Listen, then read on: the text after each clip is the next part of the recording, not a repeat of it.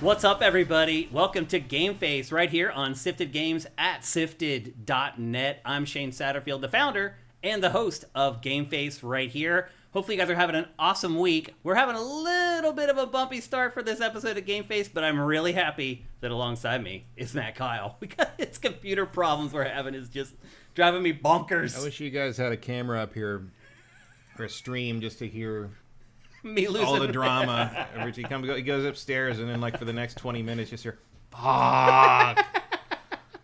Oh, that's not happening. It's like it's that over and over again. That's pretty. And then you accurate. come up here, and I'm just like, what is it? He's like, no, I got it to work. Because it's just a scramble.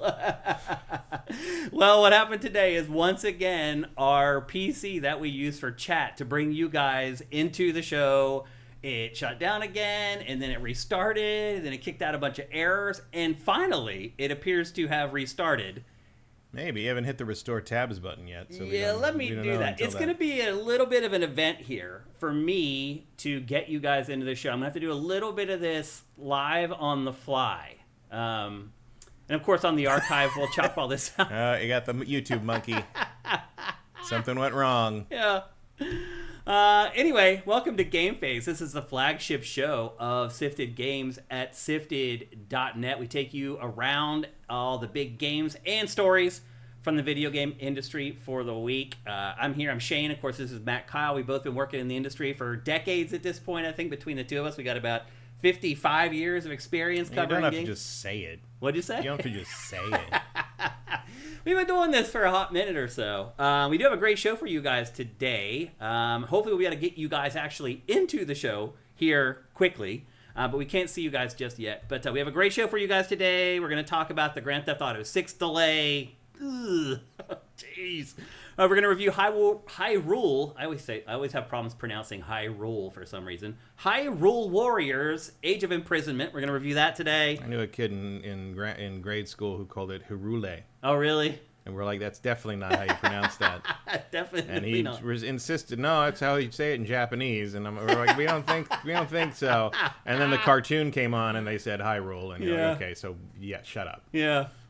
So we're going to review that. Hyrule. We're going to review Dispatch today, which is a small indie smash hit that's like kind of taking over the industry right now. We're going to evaluate the first 5 years. Today, roughly, is the 5-year anniversary of their launch of PS5 and Xbox Series X. So we're going to take a look back at the first half decade of those two platforms. And then finally, we're going to review Once Upon a Katamari, the first new Katamari game in like 12 or 13 years. Something like that. It's a long time. The game acknowledges it's been a while. It does, yeah. So we're going to review that today as well. We have an awesome lightning round news roundup for you guys today. We have an awesome show. Before we get going, I just want to remind everybody, and I'll just run the graphic very quickly here, that we are supported pretty much 100% at patreon.com/sifted. You're seeing it right there. For just $5 a month, you get all our content early. You get this show you're about to watch live for some of you. 3 days early, you get all our content at least 3 days early. Factor a week early. It's definitely worth it to join our Patreon as far as the time that you get exclusivity on our content. And if you don't have any money, just help us out with Twitch Prime. If you're watching this on YouTube right now, head down below. There's step-by-step instructions on how to help us with that, but the most important thing you have to remember is you have to be an Amazon Prime subscriber. If you are, you can give us a free $2.50 every month. And you have to redo it every month, but it literally takes like 2 clicks once you've connected your accounts. Please do that. And if you can't do either of those things, it would be awesome if you could just like the show right now. If you comment on the show, any of that stuff all helps. Sharing it on social media. This is my favorite gaming podcast. You should watch it. All that kind of stuff makes a difference, and we'd appreciate it very, very much. So the first thing you need to do is click no thanks on that OneDrive pop-up. Good old OneDrive. Yep, that's gone away. Let's see what else we got here. So this week is also 10 years ago. I worked on a show for a channel called Fusion that doesn't exist anymore. What was that again? Fusion. I know, but wasn't it there was somebody that we used to work with us at G4, that worked on Grotto that, right? was running the show I was on, and the guy who ran all of Fusion was Wade Beckett, who was our Right. That's who I was thinking of. The former boss of X-Play. Mm-hmm. And so I was brought on because Corrado was doing a Star Wars show. And it was about Star Wars video games. It was originally going to be a Star Wars... Perfect fit for you. It was originally going to be about the top 10 greatest Star Wars games of all time. That's what they brought me on for, because I'm like, okay, you need someone to write about KOTOR. Yeah, let's do it. And then Lucasfilm changed their mind, decided they wanted to basically be a commercial for the new games coming out that year, because that was the year Force Awakens was coming out. Force Awakens is 10 years old this year. Wow. So we made it. We flew all around the world. We flew to Sweden to talk to the DICE guys and to talk to the DICE people, and went to Utah for the Disney Infinity people, and we went to Texas for the SWTOR people, who are all very nice, dressed up as their characters on camera. And then we got back, and Disney was like, no one is allowed to be in character costume without permission, so you can't use any of that. What? But luckily we had That's crazy. Luckily we had close-ups, so we just used close-ups for the whole thing. Yeah. You couldn't see they were in costumes. Wow. But the BioWare Austin people were pretty awesome. Yeah. At any rate, I thought we thought we put together a really good show. Like, it was very high quality. We used like a bunch of stuff. Like, Lucasfilm worked with us really well to like get a bunch of stuff we needed, and which is kind of surprising. Yeah, they were certainly accommodating, especially considering what they were going through at the time, trying to launch the first new Star Wars movie in 10 years. Yeah. All the stuff, all the Battlefront stuff, all the etc. And we put it together. It was all super. It looked really great. I thought, I still think it looks pretty good. Like, it's very high HD for the time. It was, doing it in 2K was kind of a big deal. Yeah, that is a big deal. And it was going to air November 14th, and the day before were the Paris terror attacks. Oh, jeez. And Disney's policy is that when something like that happens, they shut down all promotion and PR. That makes sense. So there were no commercials and no promotion done for the show, and nobody saw it.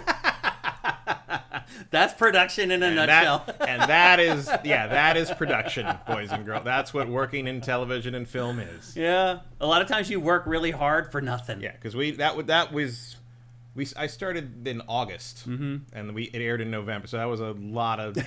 That was months. We worked months on that, and that's what happened. It aired that one time, and that because it was just about the games coming out that year. It was about the Disney Infinity Star Wars stuff and Battlefront, the new Battlefront, and the new expansion for SWTOR. Yeah. Because they were doing that first new expansion with like the far reaches with the guys with the big fuck off beard. Yeah. And like those like the weird Force users that weren't Jedi or Sith. They were expanding into that. Yeah. So you can't really. That's not an evergreen show. You can't just like rerun that every Christmas. It doesn't work. So that's it. Just went. It lives on YouTube somewhere. Like, you can probably find it. Yeah. But, like, you do a lot of that in production. Like, sometimes you'll set up an elaborate shoot, book everything, and it just all falls through. We shot at Disneyland. Oh, wow, that's a big deal. And we brought in a YouTube guy whose name I can't remember, who was a big Minecraft guy at the time. The thinking was it was gonna like his millions of followers would it did not. Never works. No, that never has happened. And I brought in Jennifer Landa, who had done some Star Wars like cosplay stuff that I thought was good on like YouTube and things, and hosted a couple things. And she came and hosted and was really good. And she's gone on to do official Star Wars stuff and all this. Oh. So she's a giant Star Wars super fan, and was really good at hosting anyway. So I'm like, let's get her, because I don't know about the YouTube guy, but I know she can host a show. So, and sure enough, that was, basically, she kind of taught him how to host. Like, it was a pretty good thing. So I came up with a bright idea shooting at Disneyland, which we did. And it was crazy. Like, you can always say you did that. Yeah, I can always say I did. We shot behind the scenes at Disneyland. It was. I mean, Disneyland was very accommodating. Like, they handled us very well. But it was like nothing I'd ever done before. It was so crazy. It was so weird and so controlled. And we got what was her name? Ashley. The voice of Ahsoka, she did some stuff with us for that. It was a lot of. It really was like I've suddenly got access to all this Star Wars stuff, and like I'm like, what if we did this? And like, sure. And like, so it was a lot of cool stuff, and then it just nobody saw it. I can't tell you how many segments I produced, things I shot that just never saw the light of day. The good news is that the editor on that was this guy Brian, who I worked at G4, worked at E, but I'd never really talked to him before. But we became really good friends over our Star Wars nerddom. And I started going to his movie nights, and he directed my first 2 short films eventually. That's awesome. So we got a lot of good stuff out of it. That's how it's supposed to work. There you go. Also, I think, let me just check here. Yes. There it is. It's a little off center. Ashley Epstein. That was her name. Ashley Epstein. That's right. Let me get this stuff lined up a little bit better for you guys here. She was a lot of fun. At one point, I was talking. Me and one of the production assistants were talking to her about like a couple episodes of Clone Wars, and she looks up and goes, "Oh, you guys are fans." And I'm like, "Yeah, You're definitely talking to the right people." We didn't find you on a list. We knew who we wanted for this one. So she was very, very sweet about it. Christian Valaga G633. Thank you for being a member for 21 months over on YouTube. Thank you, man. Really appreciate that. On YouTube, wow. Yeah, that's awesome. Thank you. Let's check in with the people over on Twitch here. Again, I'm sorry. I couldn't even send out the usual emails today to tell people that the show was live because our PC was completely down. So I won't be surprised if we have much smaller audience today for the live show. That's totally okay, though. Whatever it takes. Next to Chua says, all that is Matt's villain origin story. No, that villain origin story goes... She knows that villain origin story goes way back further than that. Thank you, Ian Esquire, for helping the hype train. That's awesome, Although, man. like Star Wars, it does involve fathers. Yeah. That's pretty good. Let's see what else we got here. Yeah, Skyrim's 14. Yeah, that's insane. The funny part is, it's in the rundown today. Yeah, Skyrim is in our rundown today. I'm not going to say where, but it's in there. Skyrim's going to high school. It's insane. Glen Rock, thank you for Twitch Prime. Appreciate that. Andy T. Monahan, thank you for subscribing at Tier 1. Odin 5, thank you for Twitch Prime. Odin 5, I have not seen you on Sifted in a long time, brother. I see a lot of you guys in our live show. I never see you guys on Sifted anymore. You guys never come by the site and like hang out. Like when I go through, like sound like an Italian mother. Seriously, you never come home anymore. You never visit. I cook the pasta. You do not come over. But Twitch gives us a list of all the people who subscribe with Twitch Prime. That's how we create the crawl that goes along the bottom of Pactor Factor. They give us a list of everybody that does it. I see so many names on that list that are still giving us Twitch Prime, which is awesome. Thank you. But I never see you guys on the site anymore. Why did you guys leave? Come on back, man. We're there. We're still having a good time. We're still talking about games like adults. Come on back. Talica 1981, thank you for Twitch Prime. Eric Cartman, it's fresh haircut. Yep, had to do it. Yep, once every 6 weeks I get my haircut. In fact, I just have a schedule set up with Floyd's. I don't. I gotta go back because I usually do go to Floyd's, but the one on Melrose that I used to go to because I like this one person there, who doesn't give me any shit. Yeah, basically. Let you just sit there and. No, we talk the whole time. Oh, okay. But that's kind of the thing is like a hair person that I get along with and could talk movies and nerd stuff with. Like she's pretty cool. Yeah. And but the Melrose one like caught fire in May. Oh, I didn't know that. Actually, there was a fire on just the roof basically. Mm-hmm. It was the main fire was just on the same block. And it burned, and it's still closed. Jeez. And like none of the people that work there, it says like the people that work there were like sent out to other Floyd's locations, but I've looked all through the booking things and none of the people I usually go to. So I'm like, oh, I'll wait till I'm like, maybe I guess I just need to bite the bullet and go to West Hollywood at this point. It is hard to find somebody that you trust to cut your hair. It is getting shaggy out here. That's why I just have I have the girl that she just, as soon as I'm done, schedules me for 6 weeks later. And it's just like clockwork. Usually that's what it would be, but yeah, it's all the fire. the great Melrose fire of 2.5. Christian Valago 633, enjoying the day off and watching you guys live finally. Awesome, man. Welcome. And again, thanks for all your support. Eric Cartmena says, tough game for the Steelers this week, Shane. I tell you, the Steelers suck. They are a bad football team. It's just the way it is. Until they get a real quarterback, that's the way it's going to be. Zed Saber says, do a kickflip. I would if I could right here, but unfortunately I can't. And let's see if anybody else jumped in here late. Again, we didn't get to send out like all the usual like social media things to get people to come to the show, so I'm sure it's going to be a little slow here. Ian says, I haven't cut my hair in 7 years. The longest I ever went without cutting my hair, I think, was 3 years. And it got down to, like, here, I think. Yeah, the longest I ever went without cutting my hair was the during lockdown. COVID. Yeah. So I think a lot of people were like that. I think that must have been a little over a year, maybe like a year and 3 months. Yeah. It was down on my shoulder. It was long. Yeah, I remember. It was way down. Yeah, it grew real fast, for sure. My hair grows very fast. Every time I go, like, something like the hair people are like even the people like she's like, when was the last time you were here? I'm like 3 months ago. She's like, your hair's too long for it to have been 3 months. I'm like, look at the fucking calendar. Like, it just grows really fast. Do you take vitamins? No, I do. You don't take vitamins, like a multivitamin really. or anything? No. Sometimes when I remember, sometimes if I don't feel good, I'm like, I guess I'll have a multivitamin. I try to fix it. I hear you. No, my hair has always grown very fast. Oh, Okay. Well, we got the chat hooked up somehow, some way. It always seems to work out some way, Matt. I don't know. It's like the gods are just like, we're going to fix that PC and it's going to work right away. Jeffrey Rush said in Shakespeare in Love. Yeah. I don't know. It's a mystery. Yeah.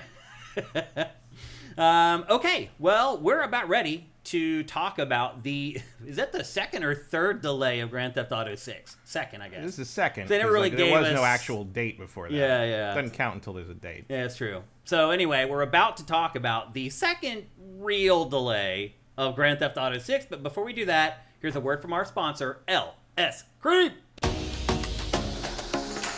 It's LS Cream, the fine cream liqueur crafted by fellow gamer and sifter Stevens Charles. Inspired by the Haitian drink crémasse, LS Cream delivers an award-winning experience with every single pour. One sip and you'll see why. It's a party favorite. The silky blend of fresh cream and premium neutral grain spirits mixes great with everything. I dare you to put a shot in your coffee. I've been drinking it for years and still, I find new combinations that taste incredible. LS Cream is the kind of drink that keeps surprising you thanks to its notes of vanilla, cinnamon, nutmeg, and coconut. Take it to any gathering and watch it steal the spotlight. We've never seen anyone resist. Ready to join the fan club? Head to creamls.com/sifted for recipes, retailers, and online orders. That's creamls.com/sifted. All right, so we're getting down to it, people. You've only got, I don't know, one thing I just realized, Matt, is we only have like 4 episodes of GameFace left for 2025. So I did get my flights home for the holidays. I leave on the 18th, and I get back on the 30th. So our last show will be, I think, on like the 15th or the 16th or something like that. So we have like 4 episodes left of GameFace for the year. And one of them is going to be our Game of the Year episode. So we really have like 3 normal, if there's such a thing with GameFace, episodes of GameFace for the rest of the year. And this is also a reminder that because of that, you're going to run out of reminders from us to join the LS Cream 5K challenge, where you can create your own drink using LS Cream, upload a picture on Instagram, and win $5,000 USD. There's a couple hoops you got to jump through to make sure that you do everything right. Go to creamls.com/sifted. Make sure you sign up there for the website, and then find the contest forms for the LS Cream 5K challenge. They're easy to find. They're right there front and center. You have to fill out those forms. Make sure you do it, because if you don't and you win, you won't get the prizing. It's all legal mumbo jumbo. You have to do it, unfortunately. Once you've done that stuff, get yourself a bottle of LS Cream. Make an awesome drink. It will be easy, I promise you. Take a cool picture of it. Don't just put your drink down on a table with a dirty ashtray next to it and take a picture. Like, set it up with the bottle next to it. You know, maybe use the portrait thing on your phone so it's real sharp and the background's blurry. Just giving you some pointers here. Try to make your photo look nice. Post it to Instagram. Make sure you tag 3 of your friends. Make sure you tag LS Cream, and then cross those fingers and hope you win $5,000 USD for making the best LS Cream drink. So again, make sure you go to creamls.com and join the LS Cream 5K challenge. Good luck. I wish I could enter it. It's fun, I think. In fact, I just went and followed like all the accounts on Instagram yesterday just so I could kind of keep track of what's going on with that. So make sure you do that. Again, make sure you tag LS Cream when you post that on Instagram with your photo, and good luck. All right. It's time now to jump into GameFace 458. Don't miss the streak they're calling out in the chat. Oh, what streak? Lynn Jeff 99, is that what you're talking about? 75 months, Jeff Lynn. What's up, brother? I know Jeff very well. We used to have like a tier where I would play games with folks. I think I did one of those with him. And we've just been in contact throughout the entire Sifted's existence. He's a really, really good dude, and thank you. People who do that, what they're doing is they're putting a reminder in their phone to do it. That's the only way. I even don't have a 75-month streak. I don't. No. I definitely don't. So thank you. Anybody who has streaks like that, that shows dedication and that you really love Sifted and you love GameFace. So thank you very much. Really impressive. I think Justin Horman just hit 100 months. Wow. Yep, because when we did the last episode of Pactor Factor, we were due to create a new scroll on the bottom, and his name was one of the first ones, and he had hit 100 months. Justin Horman, thank you, brother.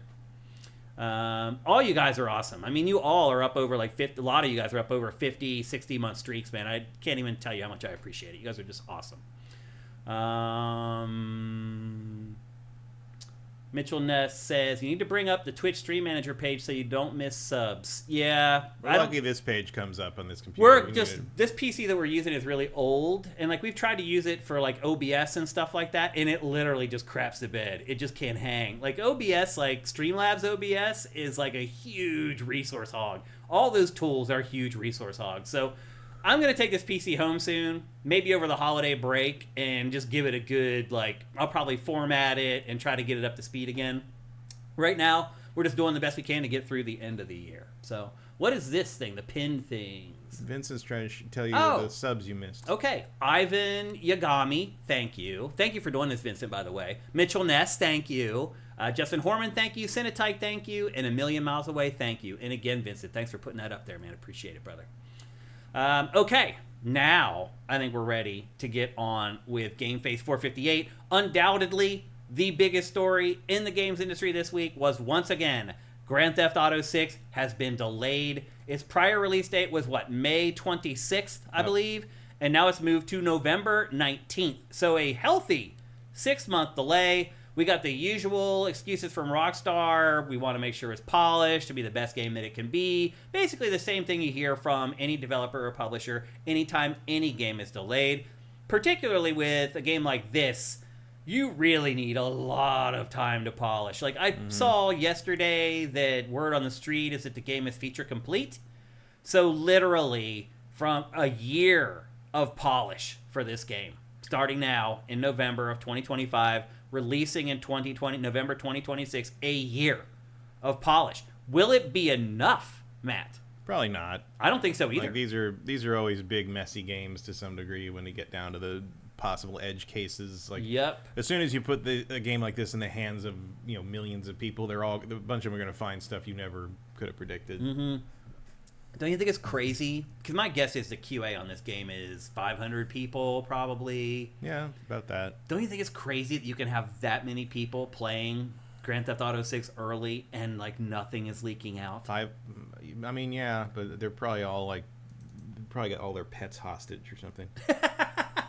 Well, I mean, we've leaked some stuff is leaked out from the people that aren't happy with how they're being treated. So that was sort of a tangentiary story around this week, is that Rockstar laid off a bunch of developers. It claims that the developers were sharing secrets about Grand Theft Auto 6 in Discord. As it turns out, according to the union leader and the workers, they were actually just sharing details about how horrible it was to work on Grand Theft Auto 6 in a private Discord. It wasn't even a public... This is according to the union leader and the union members. They claim that they were not talking about the game secrets at all. They were just talking about what it was like working at Rockstar Games as workers on Grand Theft Auto 6 in a private Discord. Well, I'm sure Rockstar would consider that a secret as well. Right. And Rockstar fired them, and now the union is like, no, you can't do that. You're firing them without reason. Who knows who will win, who will lose in the end, but that's a story that's going on there. So there's others. But still, isn't it crazy that stuff hasn't leaked out?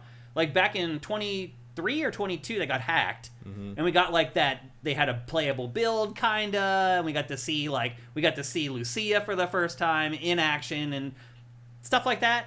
But that was years ago, and nothing since has leaked out about the game. So to me, that's pretty amazing.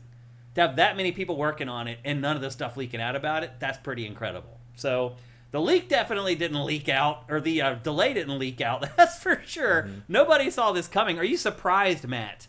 Not especially. No. In fact, I don't think it's going to be November. You think they'll delay it again? I think they'll push it to early the following year because that's when these come out. Yeah. They want to be a Christmas thing. Well, I think there was one... Pachter claims that Rockstar likes November for some reason. I think they've released one Grand Theft Auto in November. Yeah, Grand Theft Auto is a spring game. Usually it is. It always comes out early in the first quarter usually. He seems to think that Rockstar likes November. So on what basis? He said that other games have come out then, and which ones? I think it was Grand Theft Auto 4. I think came out in October or November. Yeah, that sounds about right. But but most of them haven't, right? Yeah, like San Andreas came out in August, I think. Yeah. That sounds right. Definitely end of summer. August, September, when I had to do my marathon capture session for that. Oh, right. Yeah, I don't. I mean, there's not a huge pattern, but like I want to say 5 came out in the early months. I think it did. Yeah. I seem to remember it being winter when that happened. Mm-hmm. Yeah, I think this. You've still got the fiscal year to push it through, so I think it'll slip again. So Pachter said that if it does come out in November, it will still technically be in the same financial period for Take-Two as if it came out in May. Yeah. The way that they've staggered their financial periods. And it will still be if it comes out in March. Yeah, maybe. I'm not sure exactly what month it turns over for them. I don't know. But that's just what Pachter said. I mean, it's either the end of December or end of March. That's where almost all fiscal years fall. So if their fiscal year does end in December, then they probably wouldn't push it out. Mm-hmm. If it goes to end of March, then they're not losing anything really in terms of that year's revenue by pushing it to February or March. A year of polish is a lot. It is.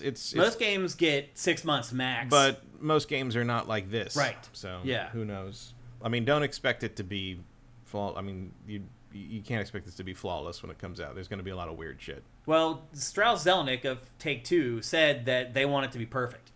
And nothing's perfect. It's not going to be. It's never going to be. And so, to your point, Matt, you're right. Like, if they decide that they're not going to release this game until they deem that it's perfect and it can get that 97 to 100 review score that it's hoping for, then maybe it does delay it again to get it perfect. But at a certain point, every developer has to eventually cut its losses and be like, look, this is it. Like, we have to get this game out. And they will. I mean, it's not like everything It's else. not going to be canceled. Like anything else they've released has come out perfect. Yeah. It's fine. It just has to work. Yeah. It'll be interesting to see. Let's talk about the ramifications of this for the rest of the industry, because what we've seen for the last 2 release dates for this game was developers and publishers trying to get out of the way of the game so that they don't have to try to compete with Grand Theft Auto 6 to sell their game. So a lot of publishers were happy when they found out that it was supposed to come out in May, because for most publishers, May's not a gigantic period to release games. It would work fine for Grand Theft Auto, maybe not quite as well for games that aren't as big. Also feels like summer, kind of warmer weather is a good time to release this game because it's Florida. And all that kind of, I agree with that. So anyway, a lot of them were like, hallelujah, please release in May. That gives us the holiday season to ourselves. People will still be buying GTA 6 at that point, but you'll have more of a reprieve at that point to sell your game. Now you'll have the whole summer to promote and prepare for, like, do events go through and directs, Naughty because everyone's not super preoccupied with GTA 6 news. It was perfect at the time, and now that they've delayed it into November, the easy knee-jerk reaction to it is, okay, we'll just push your game up, and now you move your game to May, where Rockstar's game was going to be. That's not how game development works. I can't think of too many games. Nintendo does it, but most don't, that finish a game and sit on it for the right period to release it. Most games come out right after they're done. Yeah, as soon as you can get money in. Yeah, after your big outlay, you want to start getting the money back in. Yeah, there have been very few games that really sat back and had a lot. I mean, Wolverine, which is ironic because the Wolverine Insomniac game is supposed to come out around the same time as this now. I was gonna get to that, but the Wolverine Origins very infamously was supposed to come out alongside Wolverine Origins the movie, and the Wolverine Origins movie got delayed a year to basically make it it was going to be an R-rated Wolverine movie, and they chickened out and they made it a PG-13 thing, and it was terrible. But they needed an extra year production to do a bunch of that, so Raven basically had an extra year to just polish the game. Yeah. And that is why that game, Wolverine Origins game, is so good. Even though it's not after they decided to change the movie to PG-13, they're like, okay, the game can't be M-rated anymore. And Raven's like, well, would you like us to remake the whole game? Because that's what would need to happen. And so Wolverine, a PG-13 movie, has an M-rated game tie-in because they couldn't go back and change that. Yeah. And it's one of the best Marvel games ever made. Yeah, it's really good. It's a shame they don't. They don't still sell it in some form, because if you didn't licenses play it and all that stuff. No, the licenses could be worked out at this point. The Marvel licenses are pretty well figured out for the most part, other than apparently the Legends, those Diablo style games. Yeah. The Marvel vs. Capcoms are out there. You got the couple collection of the Capcom stuff is available. I would imagine you can do. I would imagine Microsoft owns most of the Activision stuff now to some degree, or at least has control of the code one way or the Probably Marvel would have to decide if they want to. But again, you're not going to put out a really good old Wolverine game right before you put out a new really good hopefully Wolverine really game. good Wolverine game. So yeah, we're probably not going to see that anytime soon. Yeah. You know, it would be a lot of fun is if the new Wolverine game has the old Wolverine game in it as some kind of bonus, like an arcade machine. yeah, like you Wolverine walk up just to, play the Wolverine. You go home and it's you go there. home to his ramshackle apartment in Madripoor, and he can just play a PlayStation and play the old Wolverine game. But this is like worst case scenario, I think, for the rest of the industry. Because I mean, I don't think it matters really. You don't think it matters? I think GTA is such an 800-pound gorilla that wherever it comes out is going to be somewhat disruptive. But like, people don't make purchasing decisions based on GTA. They're going to get GTA. Yeah. No matter what. Mm-hmm. And I do not really believe that like if someone buys GTA in November, they're not going to buy Call of Duty that same month. I mean, I think it's a case-by-case thing. These are the people you're worried about. Like, the people that make this game a giant hit and other games giant hits are the people who buy like 3 games a year, and this is one of them. Yeah. And it's just like, this happens to be the year they buy 3 games in a year instead of 2. You think so? Pretty much, yeah. Because Pactor's perspective on it was, look, we have this data that's been running for decades, and we can look at how the industry contracts or expands. It gets a little bit bigger, a little bit smaller year after year. There's never been a year where it just went from like 5 billion to like 5.5 billion. So, which is basically what you're asking, because he did the math and he figured out that if it sells about what people expect, it's basically going to take half of the money spent on video games for that entire year in a typical year. Well, I would very much like to see interviews with the people who decided who've been playing, been regular Call of Duty or like whatever games people are afraid this is going to take business away from. Who are these people who decided to skip Call of Duty this year to play GTA instead? Was it just the one of the 3 that they get this year? Well, and it's just like but this year. But it happens that the one of the number 2 of the 3 is also out that month. So what do you do? Well, I think you're assuming that all 3 games they buy every year are annual franchises, which I don't know the date on that. I think the data on the sales indicates that has to be true. I think it would say 2 out of 3. The volume of sales. I think there's probably 2 games they buy every year, probably Call of Duty and a sports game. And then I think there's probably 1 game that they buy that's just like the hot thing that year that everybody's talking about and all their buddies are playing. I think most of those people just buy those 2 for the most part. I think it's very rare that they branch out to a 3rd game. Well, I think that 3rd game is generally GTA. It could be or Red Dead. If there's going to be one, I think if you want to eyeball that data, look at the breakaway hit that isn't Call of Duty or the individual sports game that year. That's the 3rd game that those people bought. Yeah, that is typically how it works. And but I think they're always buying 3 games. I don't think it's like they usually buy 3. Now at GTA they'll buy 4. I think GTA will be that 3rd game. Right. No, I think usually they buy 2. Just 2. They don't buy the 3rd game. I don't think there is usually a 3rd game. I think a 3rd game is a special occasion for that kind of person. That kind of. It's hard to tell, honestly. Like, there's no good data. I mean, it is pretty easy to tell because you look at the data and it's like, well, your big sellers are Call of Duty and the sports games, and Call of Duty does better because the sports games kind of split people buy football or people buy other football or people buy.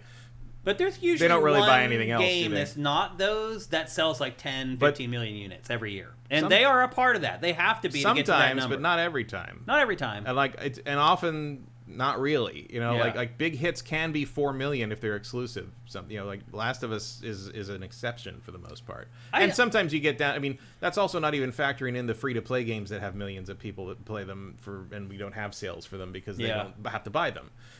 Because when you do have to buy them, you get Concord. Yeah. I think people will make room for this game. It is an exception type game. You're right. Like if there's one game that people will be like, I'm going all out this year. I'm going to spend an extra $80 on video games this year. It's that. That's the game that they do it on for sure. Yeah. It just doesn't really matter when it comes out. And I think most of the games that prop up the 5 billion sales every year are pretty bulletproof even in the face of GTA in the same month. So you don't think that this will impact Marvel's Wolverine at all? I wouldn't think so, no. Yeah, I mean, one good thing is it is a good 6 months between. I think that helps. But I don't know. I think the bigger issue is not the Wolverine game. It's the games below that. No, if you're not a AAA like guarantee, you're probably fucked. You're in a tough boat for sure. Because I think that your bigger concern are kind of the more gamer type people who buy more than that per year and have broader interests. Because these are the people, they're still interested in your game. They still want to play your game, but they are pretty comfortable saying like, I'm going to get GTA when it comes out because that is the biggest thing to come out in 10 years or whatever. This is one of the things that's going to define the gaming zeitgeist. I like that. The gaming zeitgeist for the next year or 10. Yeah. So you want to be in on that because people don't want to be spoiled on it. You want to experience it all, as along with everybody else. It's kind of one of those moments, And they're entirely comfortable picking your game up like 4 or 5 months from now. Yeah. And, I think they may have to be happy about and that's that, a problem though. for your bottom line, especially if that 4 to 5 months from now falls outside of your fiscal year revenue. So, and especially if you're making $40 on that game rather than 60 or 70 or 80.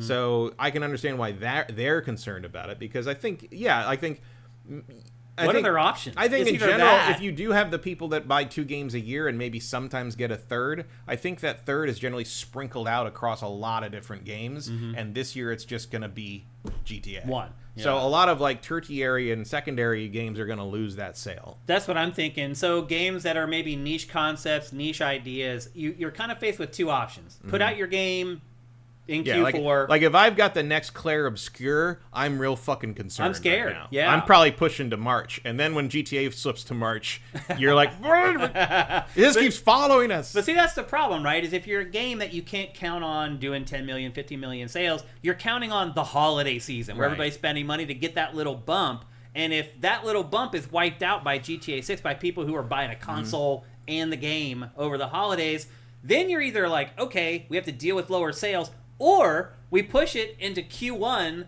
of the next year where people don't have as much disposable income to buy your game. So then it's kind of like a lose-lose. But then you can be screwed if GTA slips to Q1. Right. If I were them, I'd be really nervous about that is Capcom, because they're probably putting out that Resident Evil 0 remake or in whatever. February. Capcom always puts out a big game in February or March without fail. And if GTA's around that, I could see people waiting for GTA and not getting one, especially in the wake of Monster Hunter's backlash. Yep. It would probably be Resident Evil 0 remake. And Imagine- that's the other thing is like, I don't know a world where someone chooses Resident Evil 0 over GTA 6. Like, No. like I'm any curious. game, really. I'm curious. I mean, there's games I would definitely Not a pick lot, over. though. Not a ton. I mean, but like more out of, again, so much of what I would do in that regard is skewed by being on this show. Right. Like, I would probably pick up GTA 6 around launch no matter what. But like, if something I wanted to play more than it came out, I'd be fine ignoring it for a while. Me too. Yeah. But it's like I can't do that. Yeah, that's not the way it works here. Yeah.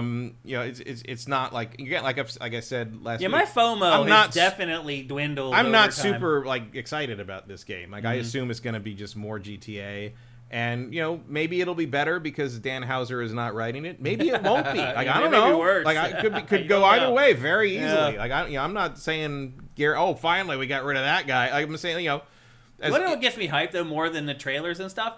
These screenshots. Well, yeah, I mean, I'm certainly excited to drive around through it. Because it just shows you the breadth of the game. But it's a lot to pay $80 to drive through virtual Florida, right? Yeah. I mean, it looks amazing, sure, but It it's really like, does, but yeah. I'm like still sitting here thinking like, is this just gonna be the same it's stuff so, with better yeah, graphics? It's like, am I gonna just have to get out and eat a burger and get back I feel in like the car? it needs to do more than that. Is my gun constantly gonna end up in the trunk of the fucking car because that's a Rockstar trademark after Red Dead now? Like I don't know. Like Like I wonder if there's gonna be something to do in this game other than the usual GTA shit. Drive around, cause havoc, and listen Stop, to look in a radio restaurant, stations. buy a shirt. You know, like you know where I could do that? Florida. Yeah. Like, I think the other problem too is that San Andreas had so much really cool stuff in it that they took out for future games. It's like it is so weird that they're not still not feature complete. I know with San Andreas. San Andreas is still the best one for my money. I think it is. Like, it's definitely the most feature rich. And granted, I'm a little biased because it takes place right in like the middle of my teenage years. So like it's all the music I liked. It's the the gangster culture is even part of it. In California, the inescapable landscape, both in California and just in general. Yeah. Like hip hop coming into like the mainstream, like all that stuff. All it was drawing from Boys in the Hood and all New Jack City and all those things. And it's all just sort of like, I'm not saying like Compton gangsta culture is like a comfort food for me. But it kind of is. But I'm just saying, like, I remember all that, and it captures that really I can well. go to sleep listening to The Chronic. Yeah. Which is like, wouldn't you love to go back in time and tell Dre and Snoop that? It's just like, yeah, one day I'm going to use The Chronic as, like, lullaby music. It's like, and there's like, all right. You know. Well, now Snoop is like the biggest freaking sellout, man. Yeah, I mean, I can't even believe what he's become. Oh, It yeah, is so sad. Young Snoop D-O-double-G would not be happy super with thrilled geriatric Snoop D-O-double-G. with Daddy Snoop. No, definitely not. So anyway, I think it's a lose-lose. But you know what? Maybe young Snoop would just be happy he was alive. Right, or he's as rich as he is. Yeah, oh yeah. Honestly. Both those things, I Yeah, think. exactly. So I think it's kind of a lose-lose for the rest of the industry. I don't know how you manage this if you're a publisher with a game that's good but not quite GTA I mean, it's sort 6. of like the Silk Song thing, right? It's got to come out sometime. Yeah. Like, you got to bite the bullet and do it. And, like, these, you know, they can put it out whenever the fuck they want to put it out. Yeah. Like, that's their, you know, nobody has to consider It's not going to affect their sales at all. They're the ones who are in the catbird seat. They can do pretty much whatever they want. It's the rest of the industry that has to scramble around and try to compensate for the decisions that Take-Two and Rockstar are making. And it's not Take-Two or Rockstar's job to make sure everybody else is happy either. And at a certain point, like, again, the consequences come down to what the shareholders think about all these. And, like, for at least, like, even halfway competent or savvy shareholders, you go to them and be like, what happened here? GTA came out. Mm-hmm. Like what else do you want to tell anybody? Yeah. It's like, you know, at least... Remember, you sold your stock when it was delayed. Right. Exactly. And at least, like...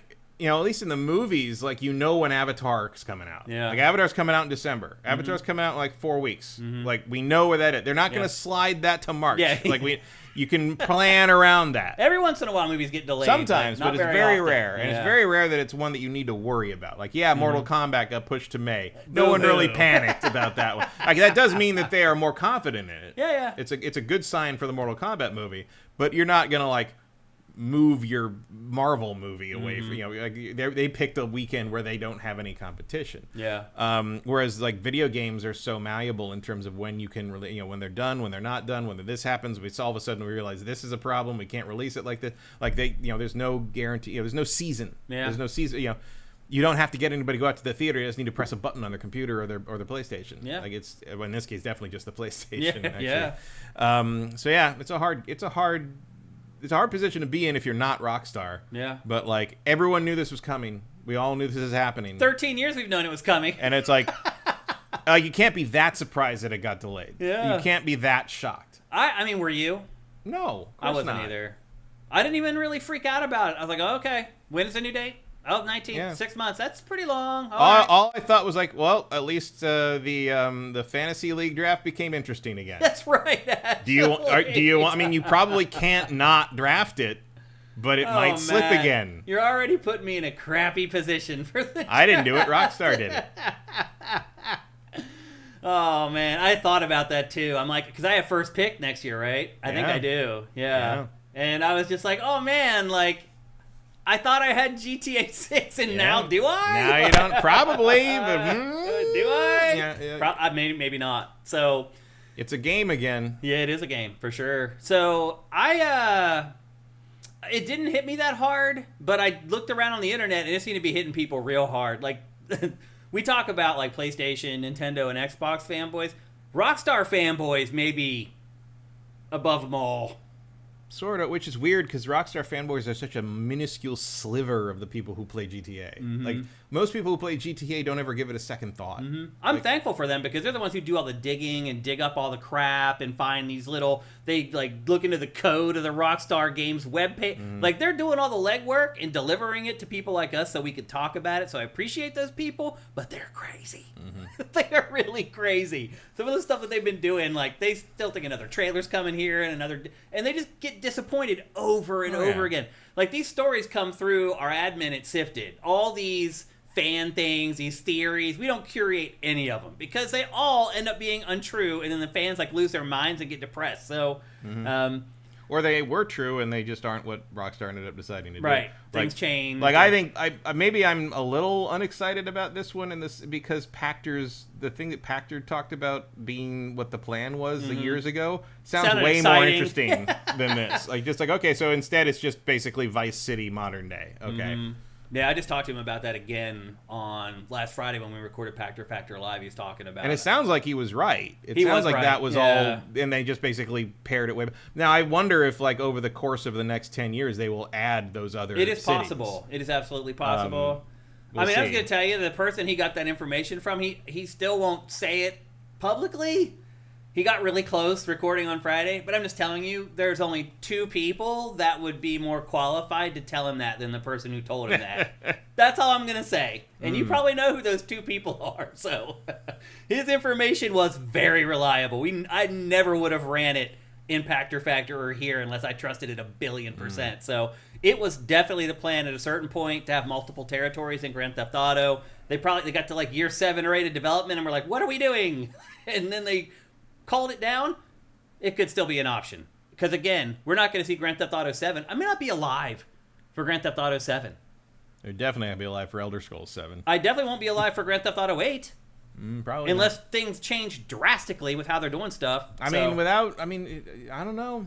I think things probably will change drastically. I think you're gonna, especially if the unionization goes through, you're not gonna be able to make things like that anymore. Yeah, you're right. You're gonna have to treat people like human beings. Yeah, you're gonna have to scale it back a little bit. Things are gonna look a little more like GTA 4. Yeah, which And that's okay. that's fine. That's a great Yeah. game. Yeah, let's check in with you guys and see what y'all are saying about this delay. Over on YouTube, the Legacy says Elden Ring was that 3rd game purchase the year it came out. Yeah, which I don't think Nobody anybody guessed really that. predicted. You never know what's gonna be. I mean, again, Predator Badlands Yeah. beat all the odds this weekend. It was predicted to make 25 million, made 40 million. Yeah. That's huge. That's That the biggest is. opening in the franchise's history. That's crazy. Good for Dan Trachtenberg, as I've said. I used to play D&D with him. Back That's awesome. like 20 years ago. Wow. We called ourselves Team Awesome. We had a D&D group at the old G4 office. It was me and Casey Schreiner, and it was all the Totally Rad Show guys before they started Totally Rad Show. Yeah. And a couple other G4 people, and we played D&D 3.5 edition for like years. And then Wow. like when D&D 4th edition came out, none of us really liked it, and we moved to the E building. And it was a lot hard because of the old G4 building. You remember, like, you could just wander in the weekend whenever you. Yeah, and we would just go in and use the open, big conference room, and we just played D&D in the conference room all Saturday. Yeah. And like E wouldn't let you do that, so we had nowhere to really go. That sucks. And not surprising. Just but that and like sucks. like Dan was starting to work on 10 Clover, what would become 10 Cloverfield Lane, and Alex and Jeff Canada Alex Albrecht and Jeff Canada were busy with like the Totally Rad Show stuff and expanding that out, and like it just we were busy with the day. I think that was when the show. Expo was going daily. Wow. Just was no time and energy for that. Yeah. So we drifted away, but I still see them sometimes. But Dan fucking blew it Blew all up. Like it's crazy. give that man because of Dan Trachtenberg, there are more good Predator movies than there are good Alien movies. What the fuck kind of world do we live in? So here we are. Predator Badlands. I just saw it 2 days ago. Finally, I will say this. You pause. That's not a good sign. No, it's a good sign in the sense that you got to say something. Yeah. Like you obviously because of my golden age of sci-fi rule is 12 Yeah. because of whatever you see when you're 12 is the best awesome. thing. Yeah. Badlands is the best Predator movie. Wow. It's better. It's a better film than the original Predator. That's the original great. Predator is phenomenal. Every single line of Predator Matters. 1 is quotable. Yeah. Every single one. Like you like the most throwaway lines of Predator 1 you can quote, and someone's like Predator. Like Yeah. everyone knows every single line in that movie. Not a wasted word. Yeah. And the whole cast is incredible. The whole thing, like what an idea. But Badlands, there's a lot more going on. Again, it's not like going to be an Oscar contender. Yeah. But like. It's got stuff going on. It takes the word the first time the name of the predator species is ever said out loud in a film. It's been around for 30 years. Yeah, in expanded material. The Yautja are finally mentioned by name. Elle Fanning is fantastic. Like she anchors the whole thing. It's really, really good. And one of the very, very, very few live action movies ever made with no human characters in it. There's no humans. There in are it no at all? humans in it. They're all synths. Wow. Like any actors in it are playing androids. Yeah. So there are no humans in the entire movie. Wow, that's crazy. And I was trying to think of another live action movie you can say that about. I couldn't really come up with much. Yeah. That doesn't happen very often. No, it's true. And it's a Yeah. bold thing. Last thing I will say about Dan Trachtenberg's directing style that I love in all 3 of his Predator movies, the man is not afraid to let the movie tell the story visually. Like there's whole stretches in all his Predator movies where nobody says anything. That's fine. And like That's okay. I miss that. Yeah. I miss when directors had the confidence to be like, I'm going to let the visual medium tell you the a story visually. Yeah. Because you know what? Video games never forgot that. Yeah, you're right. Yep, that's true. JIFR, what are both your favorite GTA games over on YouTube? What's your favorite, Matt? What do you Favorite GTA game? Oh, I already said San Andreas. San Andreas. It's easily San Andreas. Yeah, it's either that or 4 for me. I think 4 is It's a dark game. I think 4 is one of the most solid mechanical games. Yeah. But I don't like it very much because I don't actually like any of the main characters very much. I think that's the idea. Probably the idea, but there's like I don't like anyone in Goodfellas, but I like that movie because it has something to say. I don't get a lot of juice out of GTA 4, and I was rooting really hard for Nico in that game. And I don't like playing GTA 4 very much because I think New York's boring. Like, I don't think Empire City is an interesting setting. It didn't feel different enough from 3 for me to really feel like, other than visually, it didn't feel like an interesting place to put the thing. After Vice City and after especially after San Andreas. And running around New York with all its grids and everything, we're just sort of okay, like great, like same thing over and over again. And that was where the game pulled, 4 pulled back from where San Andreas was in terms of interactivity. Yeah, I think San Andreas is the better game. Yeah. But as far as which one I like more, I think I enjoyed 4 more. Also, it was kind of like it finally sort of settled on these are the systems, these are the mechanics that are going to be in GTA. Yeah, which is unfortunate because they pared cut it a so bunch back. Out. Yeah, like I think the ones I have had the most fun playing have been San Andreas and 5, probably like 5. I also enjoyed 5 a lot. I don't think 5. Again, I think 5 also suffers from the world being kind of sterile in terms of things to do. Yeah, but I did like. It's way more lighthearted than 4. It is more lighthearted. I think they nailed LA. Like I said, you can smell where you are. Something. I mean, there's the quality of the light in that game captures what it's like to sit in traffic, like in LA, really well. I like the characters, like Trevor's how people play GTA.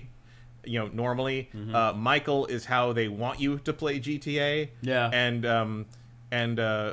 Franklin is like what people think GTA is. Well, I think Franklin's there for the San Andreas folks. A little bit for the San Andreas. Franklin's also the only sane man in the room. You're right. Like the purpose of him is to look at Michael and Trevor and be like, what the hell is wrong with you people? Yeah. No, you're but right. he's getting sucked into it. Yeah. And that kind of part of his arc sort of vanishes. It does. Like, it's a very unsatisfying story, but in general, it's probably the best depiction of LA in the history of video games. Yeah.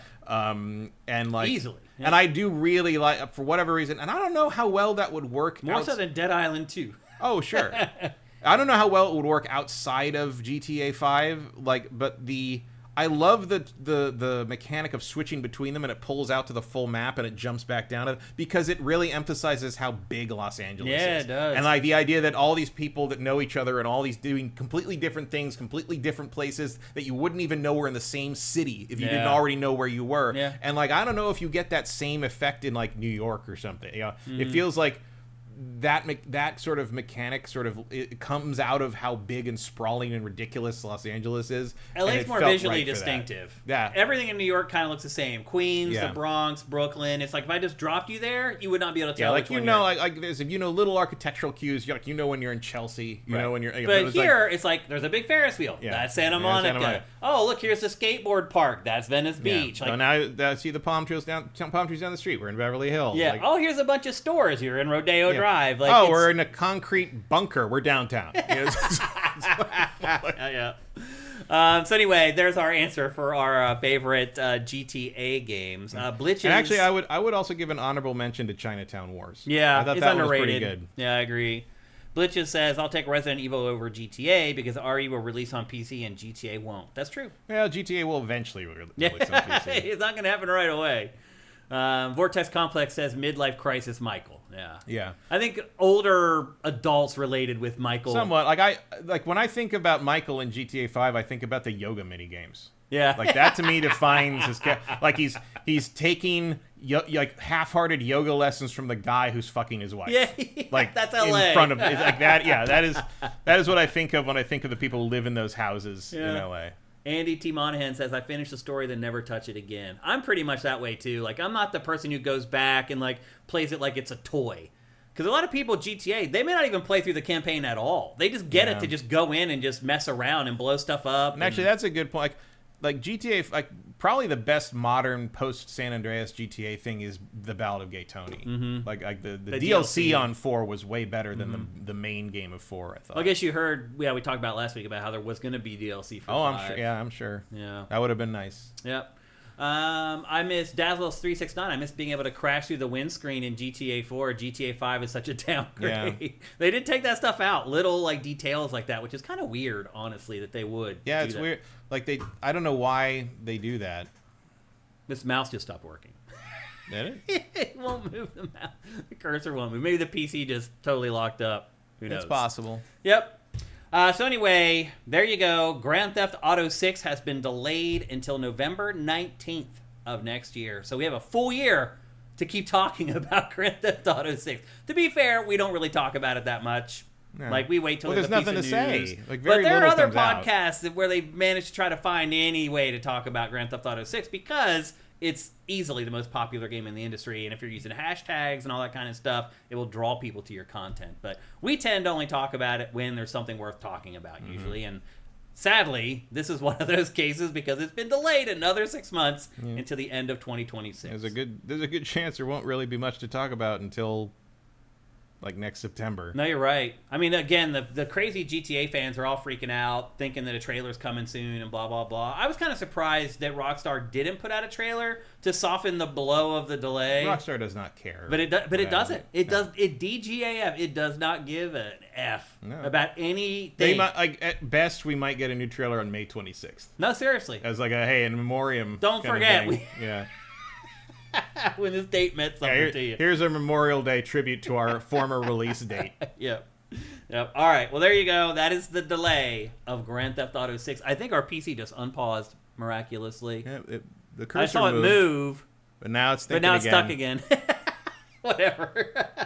That computer's not that old. I don't know. It's really not. It's bizarre. I think it's just Windows got it borked somehow with the various updates that it had. I don't know. I blame OneDrive. That could be. With no it really evidence. could be something that's stupid. Yep. All right, let's move on. We're going to talk next about the biggest release of this week. Although if you're not a Switch 2 owner, you may disagree with that. And I think at this point, there's not a lot of those out there. So, yeah, maybe this... Well, also, like, what was the biggest release of the week if not this? Yeah. Nothing else really came out this week. No. So, yeah, I'm being honest. It's the biggest release of the week, and that is, and I'll try to pronounce it correctly this time, Hyrule Warriors Age of Imprisonment. And it is a Switch 2 exclusive. This is not one of those games that straddles the line between Switch 2 and Switch 1. Yeah, I wouldn't really want to see the Switch 1 try to do this. Well, we did, right? It was Age of Calamity. And it was a slideshow that ran at like 25 frames per second. Yeah, and this has a lot more happening in it. It does. The visuals in this are far more elaborate and intricate and complex than Calamity, and it runs at pretty much a blistering frame rate. And the only time the frame rate has any issues is in cinematics. Mm-hmm. A lot of the cinematics in this, for whatever reason, have been pre-recorded instead of running in real time. And so they stutter. Some of the cinematics in this game stutter. The game itself is a Muso game, a hack and slash Muso game like Dynasty Warriors. And it doesn't hitch at all when there are like 300 enemies on screen at a time, all getting lit up and juggled into the air. So it's very bizarre.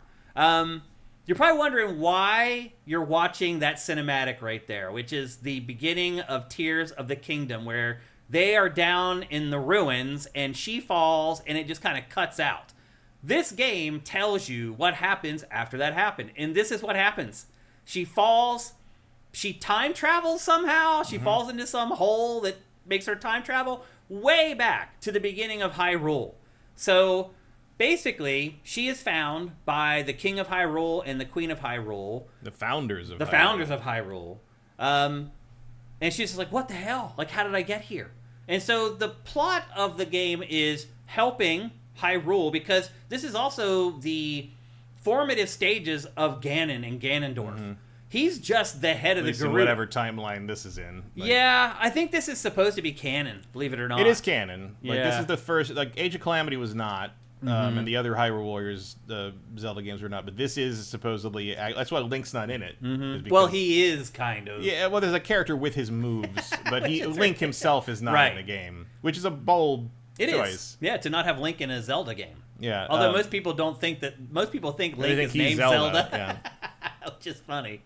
So this is a prequel to Tears of the Kingdom that tells you the origin story of Hyrule, the origin story of Ganon and Ganondorf, and where Zelda was. The whole time. And so the objective here is to thwart Ganondorf, save Also, Hyrule. it should be noted that if you haven't finished Tears of the Kingdom, this game will spoil that story. Yeah. It assumes you know what happens and what all this stuff with Zelda is in that game. And very early on, it blows two big reveals from Tears of the Kingdom, which obviously I think most people have played Tears of the Kingdom, and obviously I wouldn't care really. But I'm just saying, like, other people will. If you haven't finished Tears of the Kingdom, do that before you play this if you care about the story. Yeah. Because this game assumes you've finished Tears of the Kingdom. Yeah. So the goal is to save Hyrule from Ganon/Ganondorf and get Princess Zelda back to her time. And those are the objectives in the game. And along the way, you meet so many people from Tears of the Kingdom. This is kind of like an all-star game. There's a lot of crossover between the two, despite the fact that it's set so much earlier than Tears of the Kingdom. There's still a lot of sort of cross-pollination. Are there? I think so. There's only Ganondorf, really. Well, I mean, as far as like the plot and the story, like it fills in a lot of things that I was kind of confused about in Tears of the Kingdom. It didn't for you? No, I'm not sure what you're talking about. Well, as far as like what happened at the beginning of Tears of the Kingdom from that point forward, like where did she go? What did she do? Well, yeah, but that's in the past, like thousands of years in the past. Yeah, but that matters to Tears of the Kingdom, Right. which happens later. Is my point. Right, but like, I mean, obviously something happened. But Yeah. like, I thought you meant like cameos from other characters. Like, No. The only characters in this from That are in Tears of the Kingdom is Ganondorf and Zelda. Right. Yeah. Because everyone else is dead by then. But there are references. Thousands of years. This game is actually really long. I don't know how much you've played it. I'm. It's still going. Yeah, I'm like 15 or 16 hours in, and it doesn't seem like it's ending anytime soon. It takes a long time just to get to the point where, like, you're looking at the map here where everything's red and because the red is where Ganon has taken over. Whatever you want, Demon King Ganon or whatever they call him after he becomes with the red hair, and is flying around. Before he's Calamity Ganon, but after that.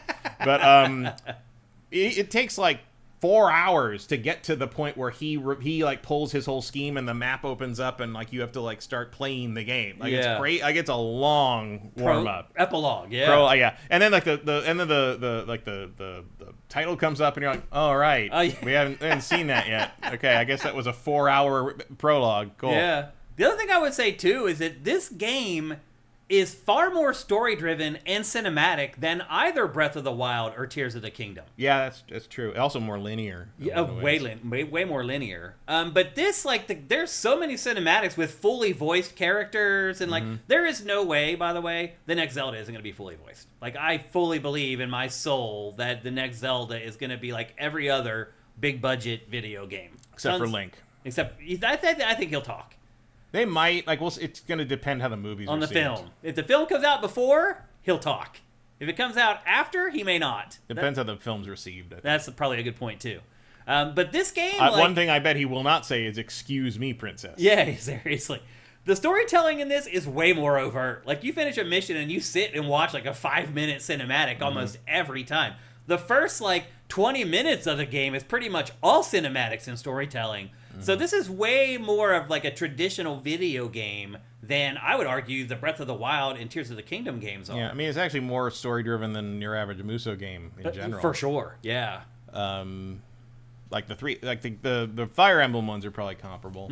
Yeah, I'd agree with that. There's a lot of cutscenes in those. Yeah, for sure. But yeah, there's a lot happening. You saw a stutter in the cutscene right there. Yeah, it's crazy. But here comes like 400 mogoblins or whatever. Bokoblins or whatever they are. That is actually one of... So, like, this, I actually really like this. I do, too. I think it's very good. Yeah, I agree. I think it's way better than Age of Calamity. Oh, yeah. It is probably a better game than Hyrule Warriors, the first one, but I like Hyrule Warriors better because you get to play as other characters. Yeah.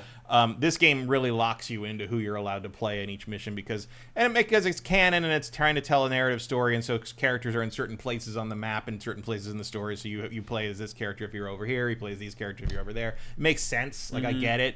But I just prefer a little more freedom in my Muso games to play as who I want to play.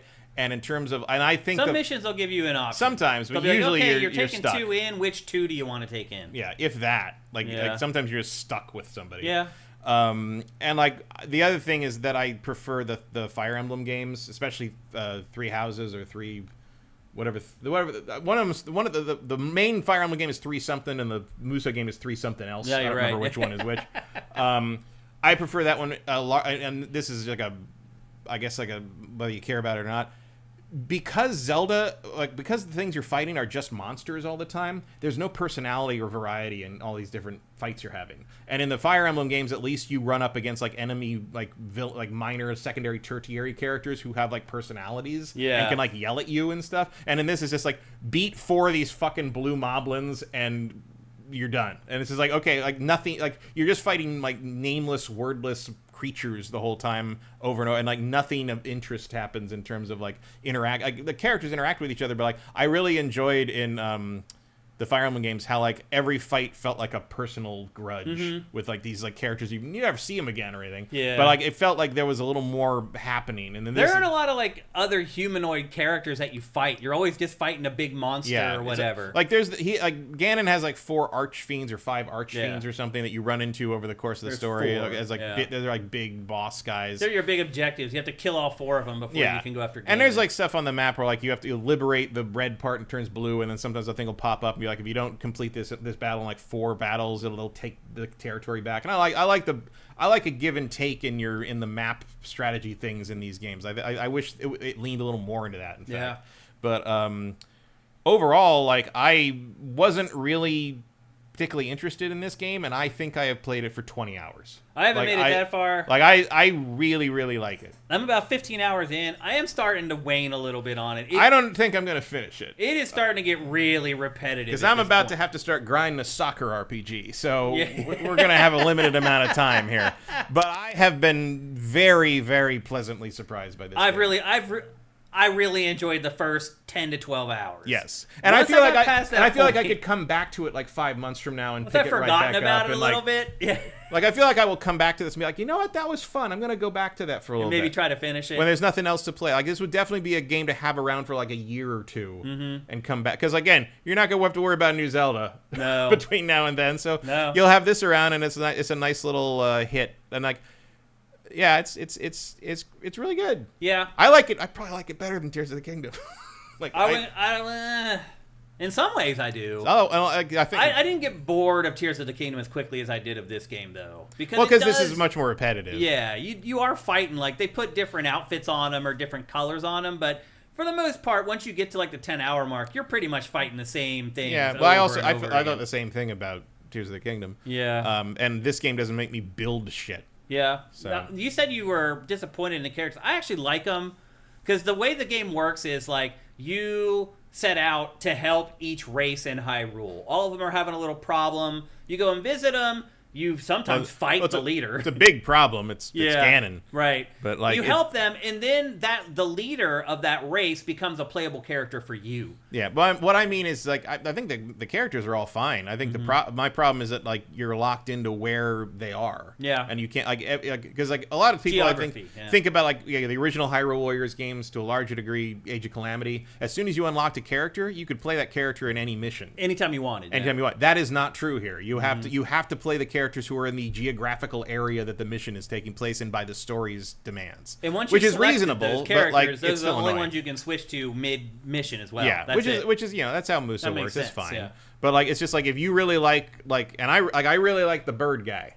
I really like the bird guy with the bow. Yeah. But he can only right now he's only really doing stuff in the northwest part of the map. If I want to have to do something down in the southeast, you have to pick somebody else. I'm stuck with whoever's down there. Yeah. If I can't use Zelda and to go over and fight more of the bird stuff over there because she's over on the other side of the map. Yeah. Because my favorite character to play as are probably Zelda and the bird guy. Yeah. And the Zora queen. That's one thing I will say is they do a really good job of making everybody feel different and leaning into characters, and that's the bird guy. That's my favorite guy so far. I don't think I've unlocked everybody.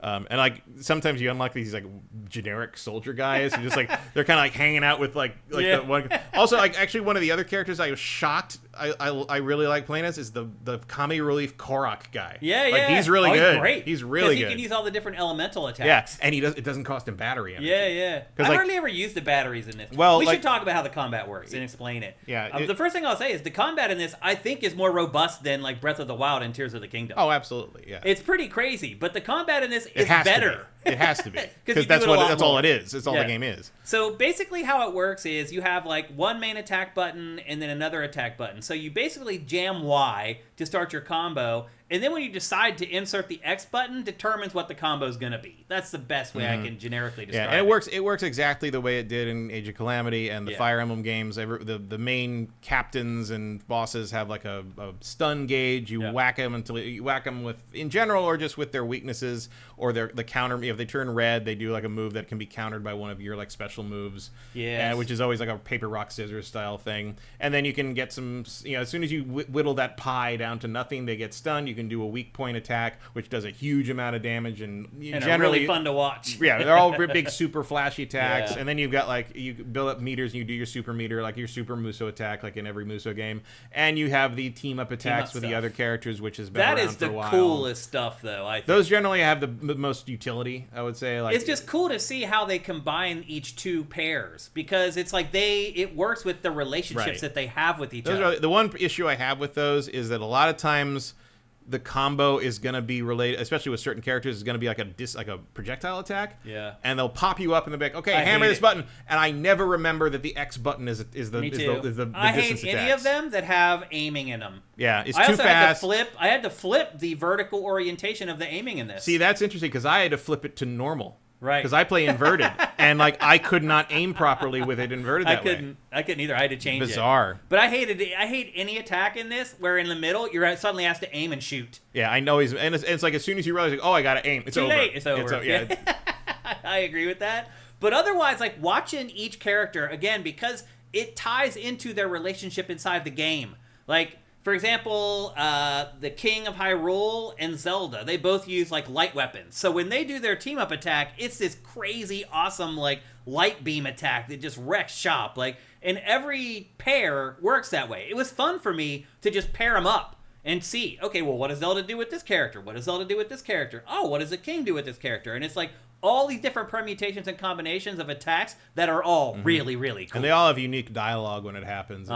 It's very well done. It really is. The game itself and is I actually very like well this. At the end, the results screen, it actually takes a screenshot of your fight. Like It that's does, not generic background art. That is actually something that happened during the last few seconds of your mission. That's really cool. The game's really polished. It really is. Like the craftsmanship on this game is really high. It may be one of the best produced Muso games ever, honestly. Oh, I think all the Nintendo Muso games are head and shoulders above the rest. Better of them. than the ones. They're better than the things Koei usually makes for themselves. It's really like, bizarre. I like Dynasty Warriors Origins, but there's no way that Origins is better than this or like Three Houses or three whatever the hell. Three Hopes, I guess. That's it. This is Vincent, to answer your question, I do not like this more than Fire Emblem Warriors 3 Hopes. I think 3 Hopes is the best Muso game ever made and remains so. I think I would say whichever property you like more, you probably like that game better. To some degree, I think 3 Hopes is a better game. There's more to do with it. The home base stuff is more interesting. That's true. The character relationships are more robust. The characters on the other side are actually human beings and have personalities and talk to you, so it's not just fighting the same goblins. No, you're right. Over I and actually over cared again. about the people I was fighting in that game. Like that is a more interesting conflict in general. I'd agree with that.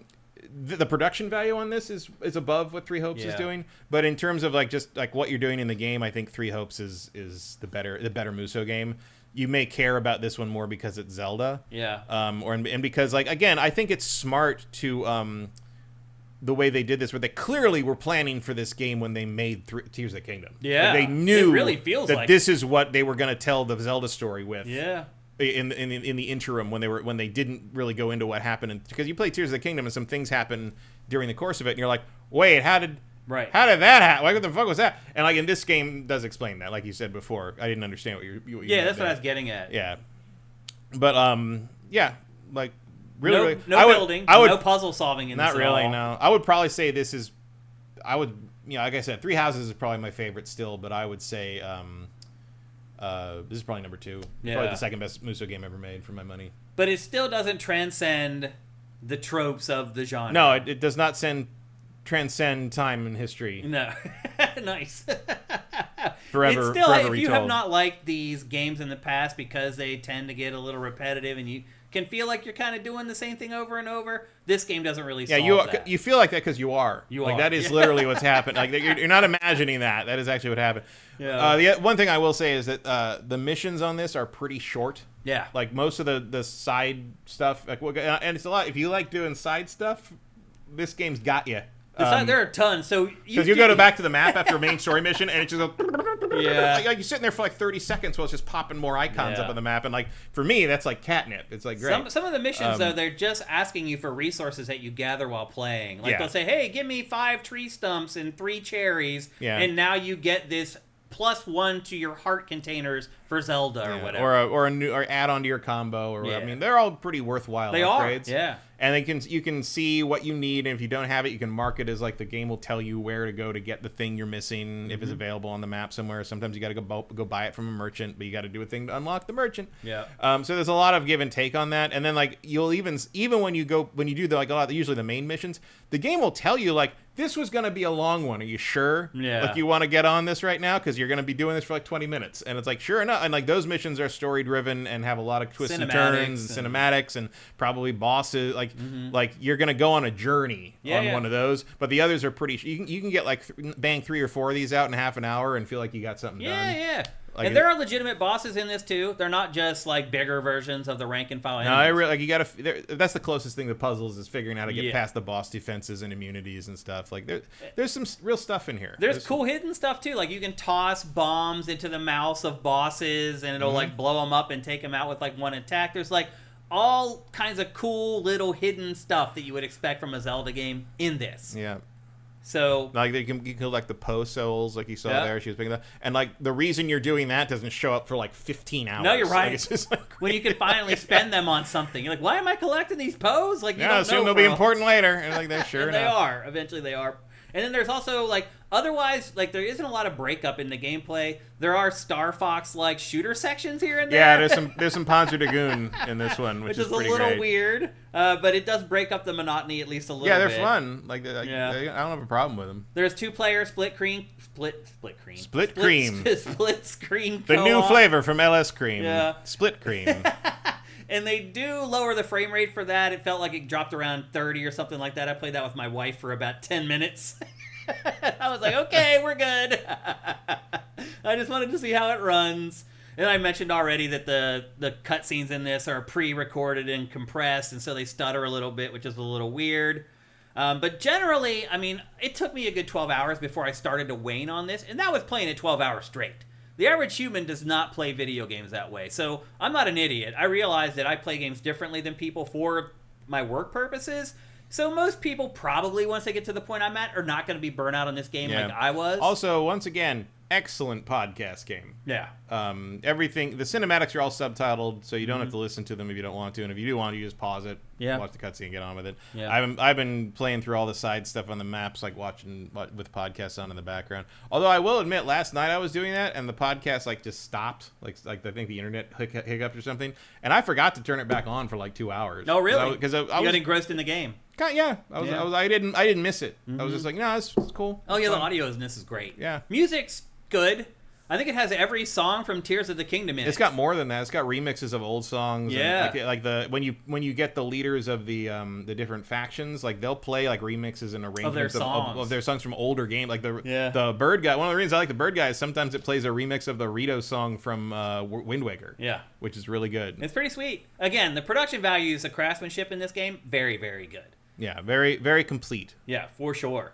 So I had a really good time with it, but if you plan on playing this and just like plowing through it in a couple days, your interest will start to wane after a while, but most people don't play games that way. Most of you guys and girls have a couple hours a day to play games, and I think if you do that, you could probably still play this game every day for a good 2 weeks. Yeah, and for months. Yeah. I don't think it's one of those games where you're gonna come back to it in a few months and be like, wait, how do you play this? Yeah, what are you doing? Like you're gonna pick it back up. Very simple to figure out where you need to go and what you need to do. You just basically go to the map screen and everything's right there. It's never complicated. You don't have to actually make the track across the map to get there. You can just go there. Like you don't even need fast travel in this game because you just finish a mission and you go to the map and you can go wherever you want. So it is a pared down, more simplistic version of Breath of the Wild and Tears of the Kingdom that shares more elements of those games than you might expect. Like, I was really surprised that the combat in this is actually way better than the combat in those two other games. That didn't surprise me because the combat in those games sucks. Yeah. So, but you and lose it the has puzzle to be. solving, and you lose the whole building mechanic, which I'm not a big fan of anyway. Well, yeah, because so.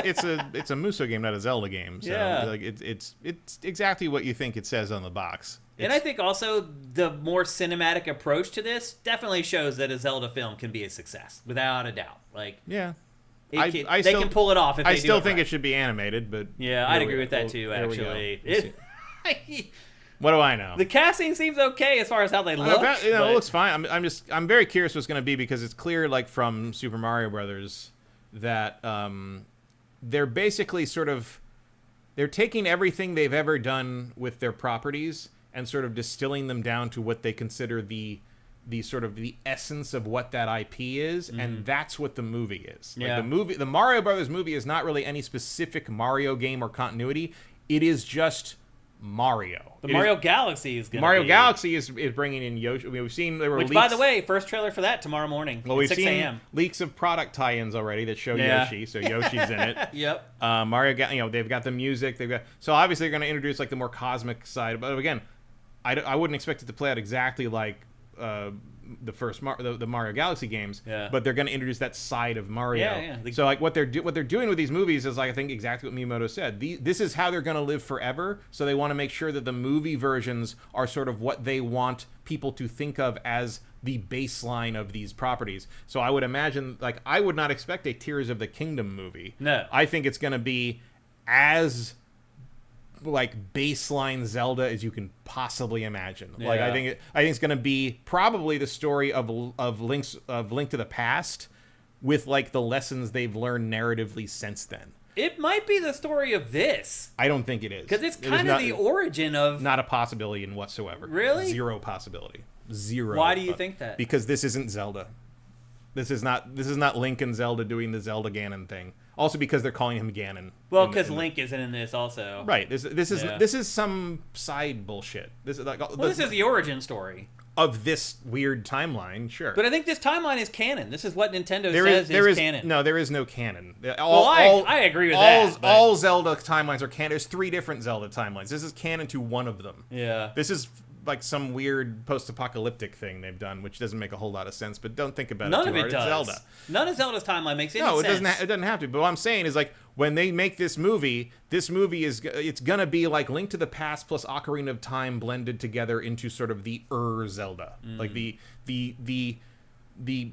platonic ideal of Zelda as imagined by someone who has sort of, you're looking at the whole picture of the entire IP over the course of 30 plus years and being like, if we were going to distill this down to one thing, what would it be? It would be Link in the green tunic. It would be Zelda needing to be rescued or being a princess and needing that from Link. It would be Ganon doing his giant pig thing.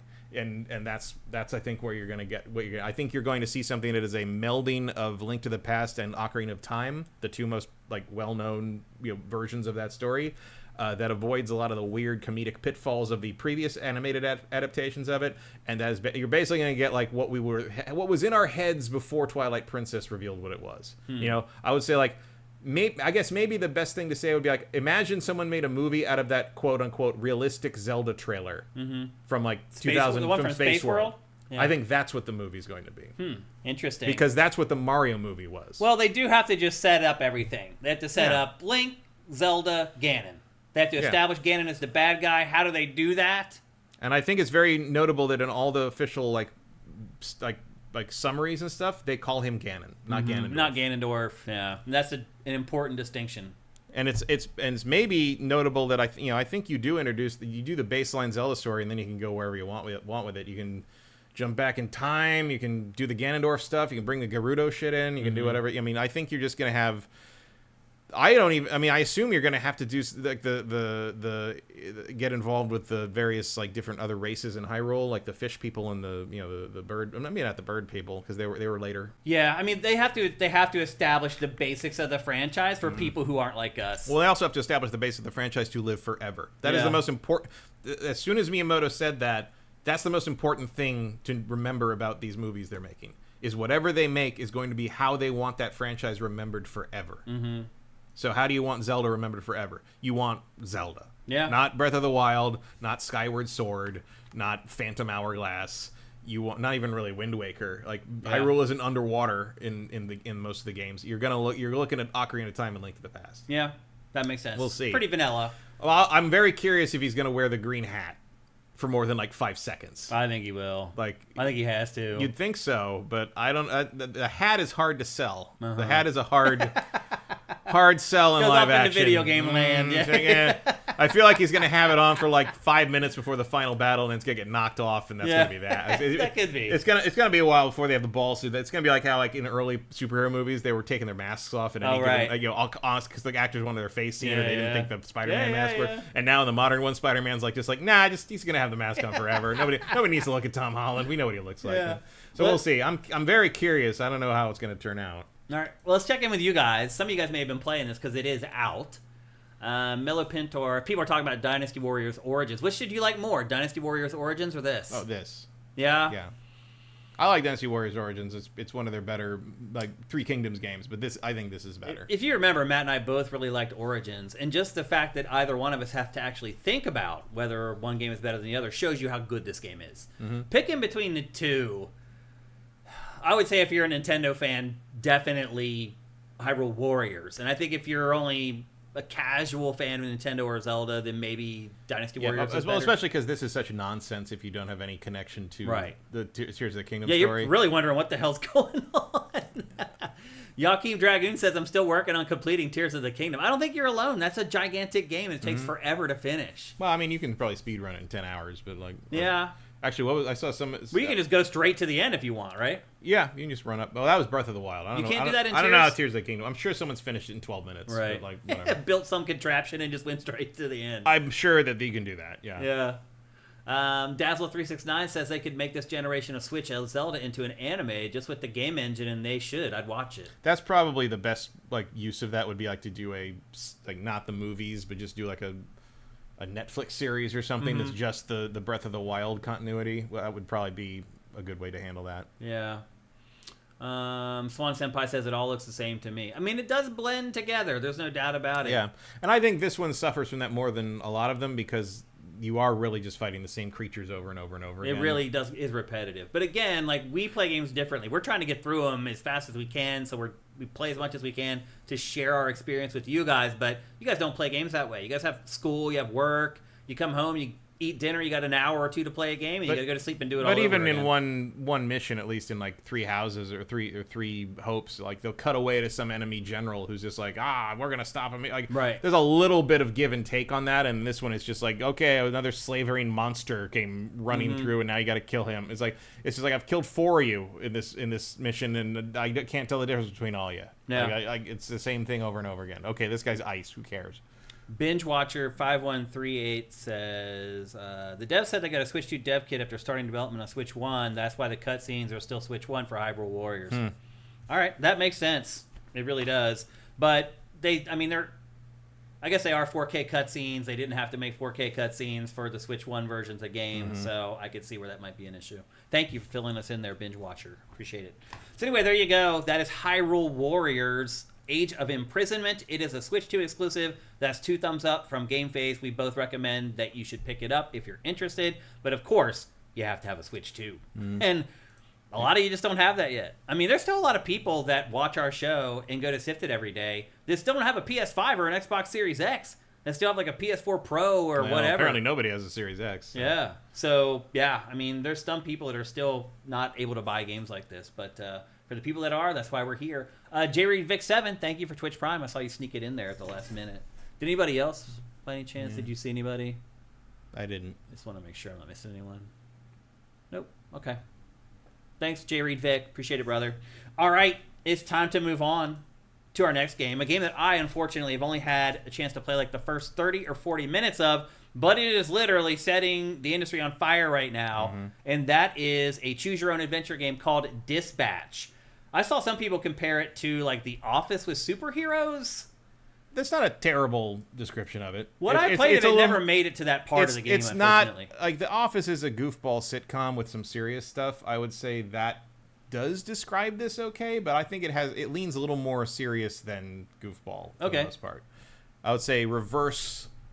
I guess later seasons of The Office did lean into the melodrama. Yeah, it did a little bit. Yeah. So that gives you the right idea. I would say. What I got to play, they never even made it to The Office. I only played like the first episode. Yeah. So the first episode is like a 40-minute intro to everything. Yeah. And then you get into like the second episode's like, I want to say it's close to 2 hours. I wanted to keep playing. That first episode was only like 45 minutes. Yeah, it's a taste. Yeah. But it gives you the idea of what you're in for. Yeah. This is phenomenal. Yeah. The little bit that I played of it, this I was game like, wow. is unbelievably Really? good. It is. I know. Like the writing. This might be the best written game of all time. It's for me. really crazy. It is. This could be a TV series, and I wouldn't bat an eye. Who wrote this? Do you know? I looked it up, and I could you not find it? I couldn't really find.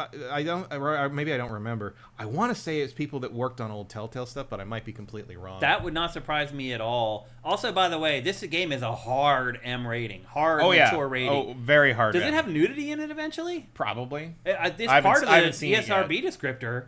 I'm sure it's in there. Yeah. Oh, no, there's nudity in the first episode.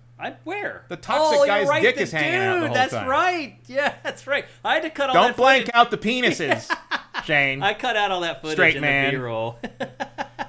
We got to deal with the hanging dicks. I just didn't It's even wanna... like he even jokes about it like 3 times during the course of the thing. Because that's true. If your superpower was that your skin turned into burning toxic waste, your clothes are gonna burn off. Like you're gonna be fighting naked. Actually, that was one of the weirdest things. Just to go back a second, back to Hyrule Warriors. How is it that she traveled through time but still had her clothes and her little tablet? Like is there some kind of sci-fi rule that like anything that you're touching goes with you through time travel? I mean, usually is that like a rule? Yeah. Yeah? Like I never knew that. 99%. I mean, that's not a rule. It's just how things. I mean, you're making it up. Why not? I mean, if you recall, it was weird in Terminator that everybody came back naked. I mean, that makes sense, I think.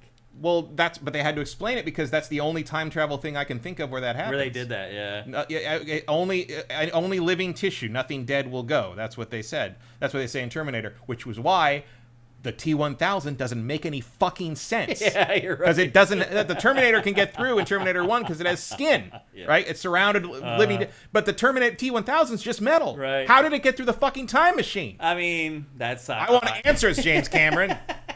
That's sci-fi for you. Eth Demon says it is ex-Telltale devs. Yep. So there you go.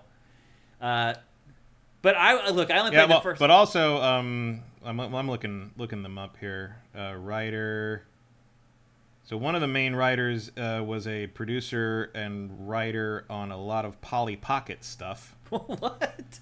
Okay. That's one of the main writers. Mayana Baron was on those. Pierre Charette was on Walking Dead Season 2, Batman the Telltale series. And Chad Rines, might be saying that wrong. I don't recognize the stuff he worked. These people kind of came out of nowhere to some degree. Well, they're good, but they're amazing, and it's a shame they're going to get snapped up by television and film, and we're never going to see another fucking video game from them because there's no way these people should be stuck writing video games. Especially they're fucking little fantastic. indie video games. They should be working on big budget. One of the other ones is who's this? Chris Rebert. His stuff is like short films, like the short film called Bullshit. Broken Maiden, but again, the writing in this is off the chart. It's really good. So is the voice acting. And the voice acting. I mean, Aaron Paul from Breaking Bad is the main character, and he just every single line he knocks it out of the park. Everyone's great in this. Really, they're all great. They really are. Like Laura Bailey, who voiced and motion captured Ellie in Last of Us, is in it. She's fantastic. Like everyone's fantastic in this game. I always became angry when the gameplay stuff started happening because I just really enjoyed just watching this. You can turn that off. Yeah, you can choose to not do the QTE. Enjoy stuff. the story if you want to. Yeah, which I didn't.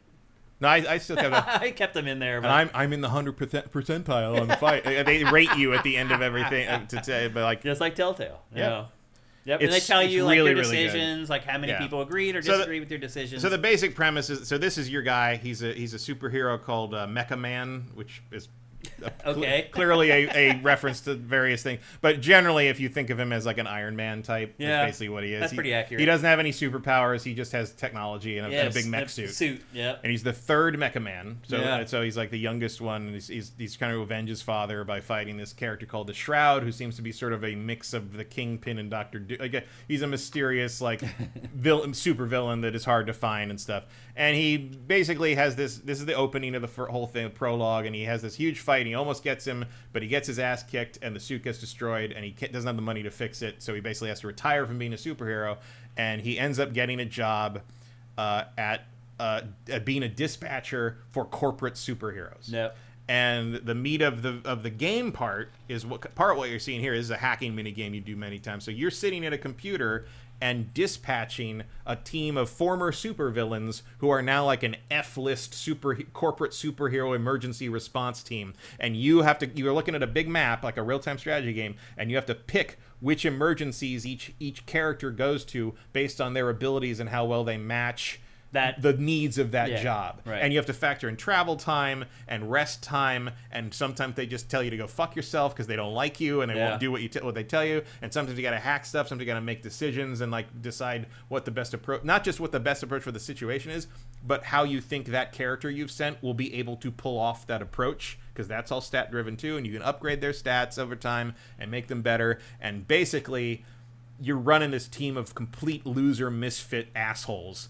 And at the end of the second episode, he basically says, I'm going to make this work. Like, I'm going to make these guys into superheroes. That's how I'm going to, like, redeem myself for no longer getting to be a superhero. And that's basically the premise of the whole series. And it's great. It really is. Great. I'm hooked on it. I, like, played the first 40 minutes the second episode is so much better. Oh, really? Like, that's all I can tell. Like, I mean, so much stuff from the first one. You're from what happens in the first one, you're like, oh, no. Like, there's so much good stuff. It's so good. And how many episodes have you played? I've played 3. And how many are out there now? There are 6 out there, and the last 2 come out this Thursday. Yeah, like tomorrow or the next day. Yeah. So 7 or 8. 7 and 8 come out on the 12th. And initially... That's all of it. This was only supposed to be one season. But now, Ad Hoc, the studio that created this, because of how popular it is they said, now we're being forced to look at a second season. Oh, you're going to be forced to look at a 4th season at this rate. This is as good as Invincible. How do you think that they didn't expect that this was going to be a hit? Because you just never know, I guess. You never know. I think there's an element of, I mean, just because you work hard doesn't mean you're successful. You know that better than anybody. That's true. And like, the superhero stuff is A, kind of crowded, and B, sort of over. Mm-hmm. You know, like there's a little bit of superhero fatigue. You've already got something, animated-wise, you've got something sort of like in the R-rated, like kind of tongue-in-cheek space that's already called Invincible. Yeah. So you've got competition there. In terms of sort of the, superheroes are assholes and you kind of got to deal with that problem situation, you've got The Boys. Mm-hmm. Like Invincible has a little bit of that too. Oh, absolutely. But there's an element where like you're like, well, we just don't know if this is going to break through when there's so much other stuff that's quote unquote like it in the space. But there really is. There is nothing else like this. This does Invincible's kind of comedy and assholedom without like being precious about it, and without making you wait 3 years, and without the hyper gore. Like with a lot of people, I don't have a problem with, but a lot of people do. Yeah. If the gore and like over the top violence of Invincible bothers you, this is not in this so far. This is definitely very much like Invincible, though. Like that is the closest in terms of like tone, in terms of superhero content. That's the closest thing I would. But also, this is like the good Invincible game that you'll probably never get. True. Although now. Maybe not. I mean, the fighting game. I can see this kicking off. Like, if you think Marvel isn't looking at this and being like, "Why aren't we doing this?" Yeah, you're out of your mind. Like, this is DC like already 3 years from now, you're gonna see clones of this. Absolutely, I believe it. And they're all not going to be as good. No, of course not. There's something fresh about it's the writing. It comes down to the writing. Like, people don't get that. It's like, people are like, why was X Play successful? It's like, because a lot of people are like, because they did stuff different and they made jokes. No, it's because the writers on this show wrote great jokes. Like, you can't just say, we're going to make this funny, and then it's funny. You have to have the person there who can write the funny. Like, people don't get that. And AI can't do it. Ask AI to tell you a joke sometime if you want. The joke from AI is how terrible the joke is. That's what makes you laugh, not the actual comedy of the joke. So, great writers, man, are worth their weight in gold if you're working on any type of content. So That's the special sauce here. What's going to come down to is if they're going to be able to keep those people working for them and be able to pay them enough to keep them working for them. Which, if you're let's say you worked on this game and then you get poached by some movie studio to start writing scripts for them or whatever, you're never coming back to this. Mm-hmm. Maybe when you're really old and your career slows down, you come back to games. But once you get sloughed into the film scene, you're not coming back. No, so probably not, unless you really love. I mean, if you love these characters, if you were part of the creators of these characters, and you want to make sure that they're treated well, I can see that. That's about it, though. But there's a point at which you're like, how much do you care about this versus how much you think your future career needs you to move forward? You can't just replicate the formula and think it's going to work. And we're going to see. I mean, we're going to find that out the hard way with X-Men next year, because the showrunner for X-Men '97 was obviously fired for doing a bunch of stupid shit. Mm-hmm. Stop showing people your dick at work, people. Like, I don't know what else to tell you. Like, it's so like hard. The whole rest of the world. No pun intended. No one cares. I said, why is it so hard? Yeah. You know, and that even ties in with the toxic. Not show your dick at work. Yeah. Why is it so hard? It shouldn't be at work. We know that. That's the point. Stop pointing with it too. So yeah, it's This game is great, though, man. Great. Again, I've only good. played the first episode, and I'm ready to go home right now and plow through the rest of them. Like, I haven't had time to really burn through the rest of it, because, like, you got to sit down and be ready to feel some shit. You do, yeah. Because the other series I would compare this to is BoJack Horseman. No, you're right. That's a good analog. There's a lot of BoJack, both in terms of sort of how much it examines the misery of its own characters in a sympathetic way, like not in a pornographic way. Yeah. And how much it's in L.A. Yeah. Like, it's a very important plot point in one of the episodes that something is happening specifically in Torrance, and it's like if you know LA, that's very funny. The reason the fact that it's in Torrance is very funny. Like, so, you know, obviously it's written by LA people, so and it works.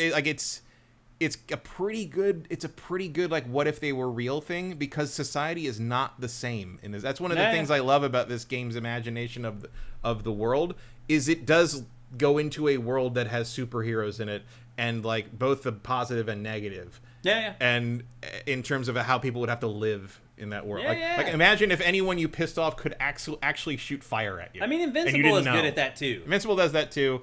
The Boys does that to some degree. But it's just it's if you like Invincible, really you're good. gonna like this game. Yeah, I can pretty much guarantee. And you can't really go into much detail because you're just giving everything away. Yeah, I don't want to spoil anything. I'm just trying to be a little more vague about it, but like this scene is so good. Yeah, like this is exactly what you're talking about. Yeah. What it's like to live in a society with superheroes, like the type of things that can happen that wouldn't happen if they weren't there. And the choices you make and how that. I mean, the choice again, like any good Telltale game, the choices are very, very different. And you want to make both choices a lot of times. That's, to me, is when these games are good. Like, I will absolutely you two choices you want to choose. Yeah, I will absolutely go back through this again and do all the opposite things to see the result. Yeah. It's almost like a throwback to like FMV games back in the day. And one of the other things that I think is maybe important to note is like there's all the choices are timed. Obviously, you have to make the decision before the timer runs out. And, like, I have found myself making choices based on what my reaction to the characters are and not what I think the best choice is. I see. Like, which is honestly very rare for me, because normally I'm just like, okay, the correct thing to do here is this. And I'm going to do it. But there was a choice in one of the episodes where I was like, one of the characters that I liked really wanted me to do something different than what I think the correct move was. And I picked the thing that the character wanted you to do. Because I thought, because that's what I wanted to do for the character, and because I thought that's what he would do. And that is the sign of an engrossing story and good writing in one of these adventure games. You've been sucked into that character. You are playing the role. You're playing the role of this character in a very real way. And that's great writing, that is the highest possible recommendation I can give for something like this. Yeah. I have not been sucked into an adventure game like this in forever. And I don't think since like The Walking Dead. Like the last time I think I was this engrossed in one of these types of games was probably The Wolf Among Us. Yeah, I didn't get into that too much. Maybe for me it was like the first season of Life is Strange, maybe. That was up there too. I think Wolf Among Us, I mean, again, I did like Fable. I like the comic that's based on already, so I was already invested to some degree. This, again, part of this might be because it is playing so hard on all the superhero tropes that someone who's a big superhero dork like me already knows. Yeah. But I think we all know those by now. Yeah. Because of the Marvel Cinematic Universe being so ubiquitous, we all kind of understand the basics of how superheroes work and how silly a lot of it is. And this game knows that and plays into it hugely. And man, the personalities of the characters you're controlling, and like the bat guy. Like there's a guy you've seen him in some of the scenes, like in the commissary a little bit. Yeah. But he's like a lawyer, but he's got a bat head, and periodically he just turns into a bat.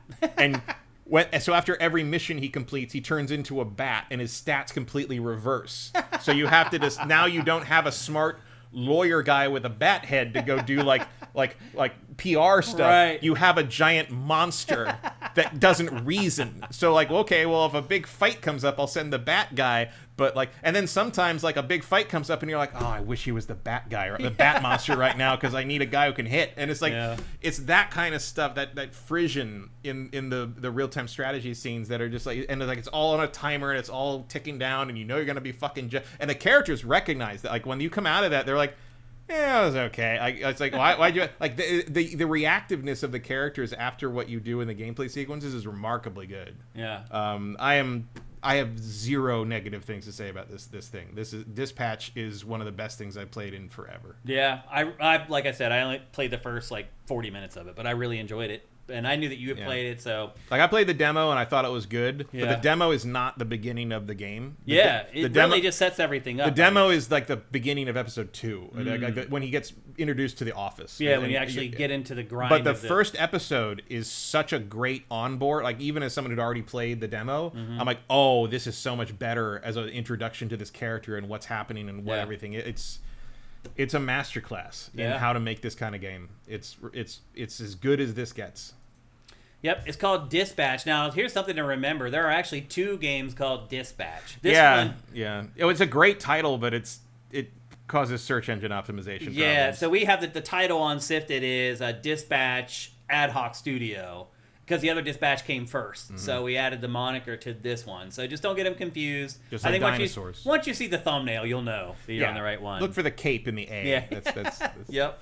But that's another game. 2 thumbs up from us here. And again, I didn't play that much of it, but what I played got me hooked in, and I can't wait to play more. So that's 2 positive impressions here on GameFace for Dispatch. And it's an indie game, so you're not spending an arm and a leg on it. All the episodes will be out beginning on Thursday. And then we just have to wait to see if they actually make a second season. I think they probably will. Mitchell Ness notes that most of the direction team on Dispatch worked on Wolf Among Us. So oh, really? That definitely tracks. That rings true. Let's actually check in with you guys really quickly, see if you have anything to say about this.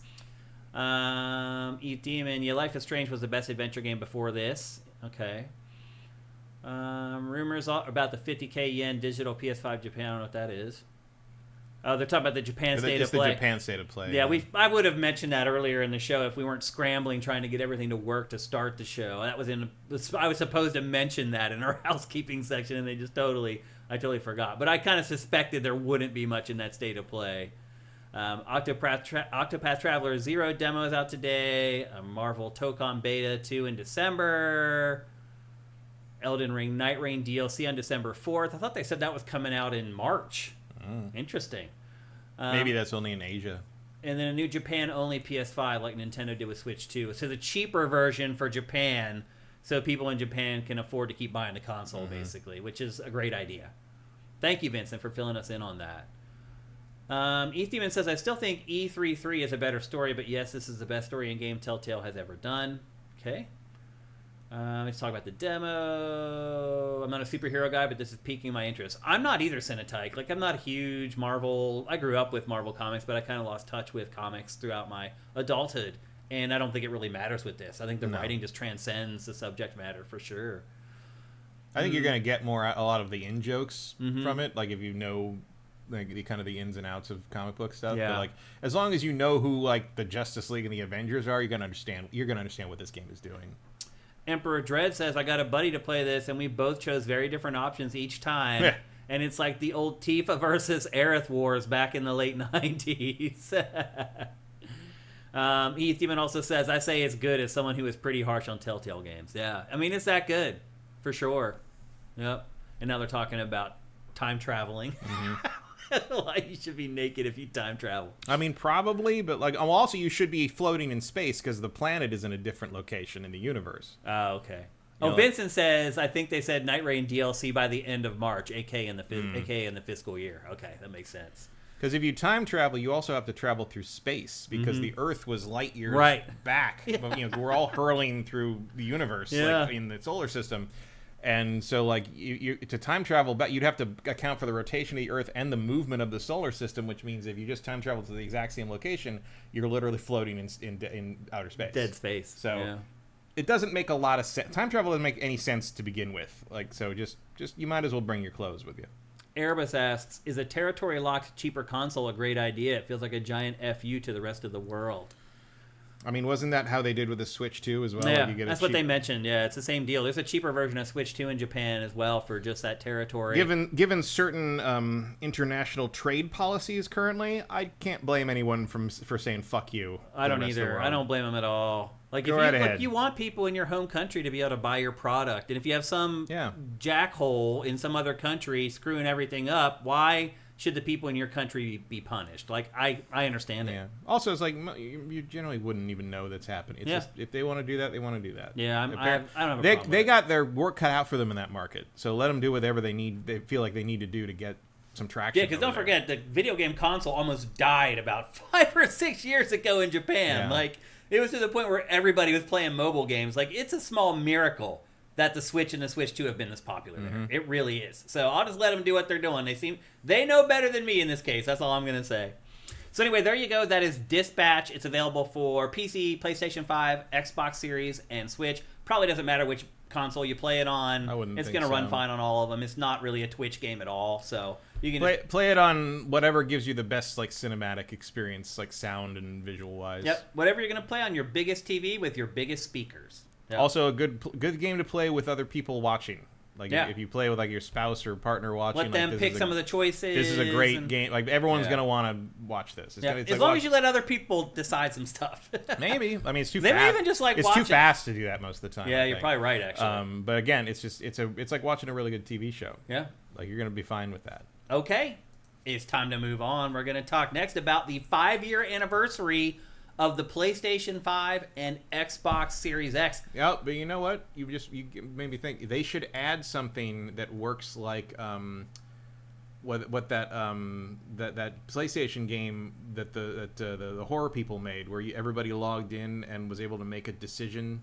You can play it on mobile or whatever. Hidden agenda. Yeah. There should be a mode where everyone gets to vote with their mobile phones or whatever. Yeah, that'd be a good idea. Maybe for season 2. Yeah. I'm actually surprised that like Telltale and the people that have worked on these games haven't done that already, you know? I mean, it did it once, but why haven't they extrapolated that out across all of the games? Just that one company, probably with the assistance of Sony. I imagine that's not cheap. You got to build a whole app. You got to do a whole thing.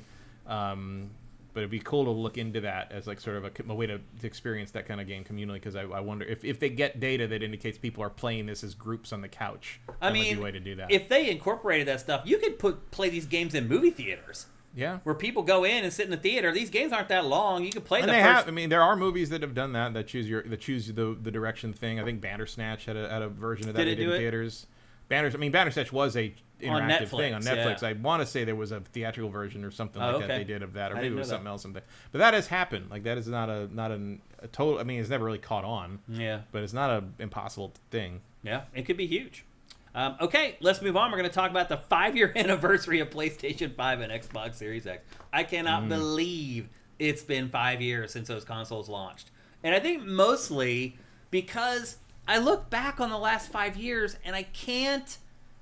It's not that I can't find any, but I feel like I can't find enough of those games that define a generation. Those games that you play during a console generation where you know in your heart that we could have never played that on the prior consoles. You know that it couldn't have happened until this person came up with this new idea or this new concept. Well, because most of the last thing you said, most of those things are not things that required next-gen hardware. Mm-hmm. They are good ideas that were thought of now. Well, I said... You have to realize that they're games that wouldn't have been possible in the prior generation. They use some technology in some way, and it doesn't just have to be better graphics. But what I'm saying is that doesn't mean those aren't, because I think one of the games that's going to define this generation is Balatro, and that could have run on a toaster back in the day. Well, I mean, it's like I don't know if I consider that like a generational game because it kind of started as a PC game, but I understand what you're saying. I mean, the lines. It is weird how you look at the lines on that are too blurry to say that anymore. It is strange how you look at PC as just one ongoing generation, but you look at consoles as these divided up moments in time. But with PC, it's just PC. Right, but like to infinity. But the generations still apply to PC stuff. Like it just happens, just arbitrarily the cutoff is whenever the other companies release their consoles. Yeah. And now you're in the next gen. Yeah. I mean, I guess you could probably divide it up by graphics cards, but like, it's just too many. It's too much of that. Like, but the PC is still part of the generation. It's still how that works. When you make it is more important than anything else in terms of that. Again, we haven't really seen some of the generation defining. I mean, Elden Ring is one. Elden Ring would be one, but it actually ran on the last generation of consoles. GTA 6 will be one. Will it? Probably. Just because it's GTA or because it's actually something that can clearly that could only be done now. Yeah. If you look at those graphics for sure. But whether you like it or not, like people are going to look back on this on the PlayStation 5 and think one of the games they're going to think about playing on it is the GTA 6. Yeah. I think that will be, as of right now, I think that will be the defining thing that people say about PlayStation 5. Because I'm really struggling to think, like, what is that game on PS5? I don't think there needs to be a game. Well, I mean, PlayStation doesn't play that game necessarily, although I think most people do buy PlayStation because they think they like PlayStation's exclusives more, but... I think they buy PlayStation because that's what they play video games on. Yeah. It's just what you play video games on, and has been since probably... I mean, there was a blip with the for 360, millennials obviously. and Gen Z. But since PS2, that's basically what that... PlayStation means video game console to most people. And like, you don't need to worry about it because what's not on it? You know, especially in the last, 15 years. A lot of great exclusive first-party games. For Nintendo, maybe, but No, I mean, I thought you were saying what's not on PlayStation 5. I'm saying what's not on PlayStation as a brand. Like, if you just stuck with PlayStation since PlayStation 2, what have you really missed other than, Halo and Nintendo stuff? Well, they're not going to miss any of the third-party stuff. What I feel like I'm missing as a consumer, and what I bought a PlayStation 5 for $550 after tax, and now even more, is a steady stream of great PlayStation exclusives. Well, that's what I'm saying is I don't think most people buy them for that. Yeah, I don't think people make a distinction between those things outside of hardcore So you're saying Xbox and Nintendo isn't even an option. So why does it even matter if there are great exclusive games on PlayStation? Right. Well, and also I don't think people really. Most of the people I know who are casual people do not know who makes anything. Mm-hmm. No, they definitely don't. Like none of even my. I mean, I'm not saying they're dumb. I'm saying they just don't care about the industry. They don't follow the industry. None of these people that I talk to regularly, but they don't know that Horizon is made by Sony versus Capcom versus whatever. You don't think they ever know that you can only get a game on one platform? Not really. I mean, sometimes if they realize they can't play it. Yeah. Like there was a moment where one of them wanted to play. Like Halo Infinite or something. It wasn't Halo. It was one of the Gears games, and I had to explain no, that's only on Xbox. And now, of course, that's not true. Yeah. But this was 4 or 5 years ago. Yeah. And I'm like, no, the Gears games are Microsoft, and they didn't know that. And this was 2020. Yeah. This was, it's not common knowledge outside of people like us, or people who are a little more familiar. I think people know Nintendo's games are only on Nintendo platforms. For Nintendo has established that in a different way. And Nintendo, obviously Mario and all those things are established as Nintendo specific, but in terms of otherwise, what's left? Xbox exclusives, which are basically limited to in recent years Gears and Halo, which hasn't really been an issue, and stuff that's only on PC, which most people don't even know is a thing. Well, PlayStation doesn't really have iconic mascot characters. They're just people, right. in their games. So it's not like Nintendo where it's you got the pink round dude, that's Kirby. You got the green dinosaur, that's they've Yoshi. tried, but it's just never like Crash and Ratchet and Clank and Jack and Daxter. You're right, they tried. They tried to become Nintendo, but it never happened. They weren't Sony characters. Right. There are other companies that used them because they were PlayStation exclusive. They're but they never owned Crash. They didn't own They never owned Jack. They until they bought those companies. That's one way to own them. So and they've never really done. PlayStation is a brand. PlayStation is a brand that is identified with playing things on a station. It's. Andy T. Monahan, I think, is right though. He says Astrobot might be the only game that really stands out across the PS5 library. In terms of that, yeah. In terms of things that only are on PS5, probably that are wow. Yeah. And that's like even like it's not what you think of when you think of something that can only be done on new gen hardware. Yeah. You probably could. I don't think you could do that game on the PS4. No, properly. I don't think so at all. No way. But it's just like there's a level of just polish and clean to it that like you need that power to pull off. And like so that's kind of that's something I think that's underappreciated. Everyone thinks about like realistic like Uncharted style experiences, whereas like I think the Astrobot experience is just as valid in terms of using hardware power to get to it. Yeah. All the effects and things that are going on in every scene of Astrobot is insane. I think it's always going to be more for PlayStation as a brand. I think it's always more important to be able to play anything you want to play on it. You know, and I think that's true for the most that's part. mostly what it's people becoming think more of. true every day Absolutely. with Xbox. And like the big test of that is like you got to be able to play GTA. Like that's GTA 6, Madden, GTA NBA 6, Madden, 2K, EA Football Club, FIFA, EA Sports FC, whatever. Yeah.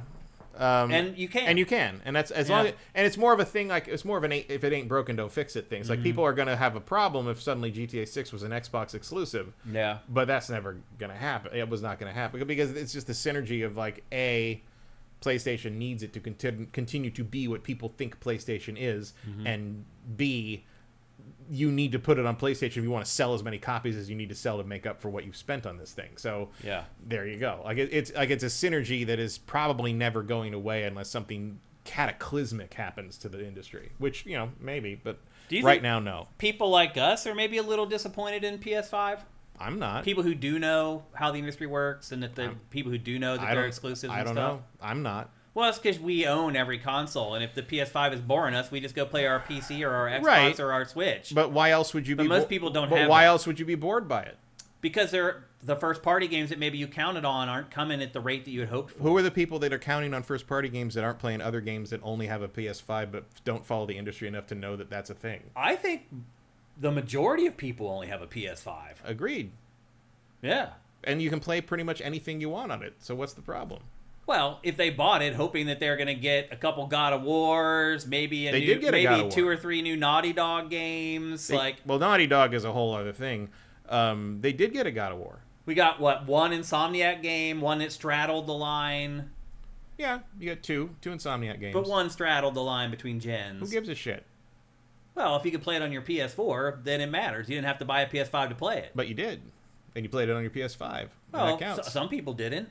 I just told you a lot of people still have PS4 Pros. But what do I care? I bought a PS5 and it ran better on the PS5. I just asked if people like us may be disappointed in the PS5. That was my question. Well, I'm saying as someone like me, no, not at all. I am. I am very disappointed in the PS5. I'm not. I am. When was the last time you played an exclusive game on the PS5? I don't know. What was the last exclusive game on the PS5? 9 months ago? Like, I'm really asking, what was the last exclusive game on the PS5? What was the last thing I played on the PS5, Shane? Tell me. What was the last exclusive? Was it Astrobot? Maybe. No, there's something. There's other stuff. There's other stuff I didn't care about. This is making my point for me, though. Right, but I don't care if it's exclusive or not. Yeah, I don't either. I just want to play PlayStation's games, and I'm not getting to play them. That's what I'm saying. But again, I'm not disappointed in PS5 because of that. I'm disappointed in Sony. That's why I bought it. But no, I bought it to play stuff more modernly and more effectively. Would I have done? I had an Xbox for that, or whatever. Well, the PC. I don't have an Xbox. I don't know why I have an Xbox now. Once you have a PC, there's no point. Now I have a better PC for that, sure. Yeah. But no, I'm not disappointed in the PS5. The PS5 is a great system. It's a great piece of hardware. I'm disappointed in the software output for it. I'm not in the sense that anything I want to play is on it if I want to play it. I'm disappointed in Sony's maybe inability to manage their studios more effectively. Yeah, but that to me is the PS5. But I don't associate that with a PS5. I do. It doesn't matter if I think because to me the hardware is irrelevant. It's the software that matters. Right, but because this hardware is no better than Xbox Series X. Because it's irrelevant, I'm not thinking about the PS5. I'm thinking about Sony. I bought the system because at least the stuff I even already own on PS4, I even noticed it when I replayed part of Mass Effect Legendary Edition. God, it runs better on a PS5. Mm-hmm. I shouldn't have bought the Pro. The Pro was stupid. I bought the Pro because we wanted to talk about it and it was there and okay, whatever, let's do it. Yeah. That was a dumb thing.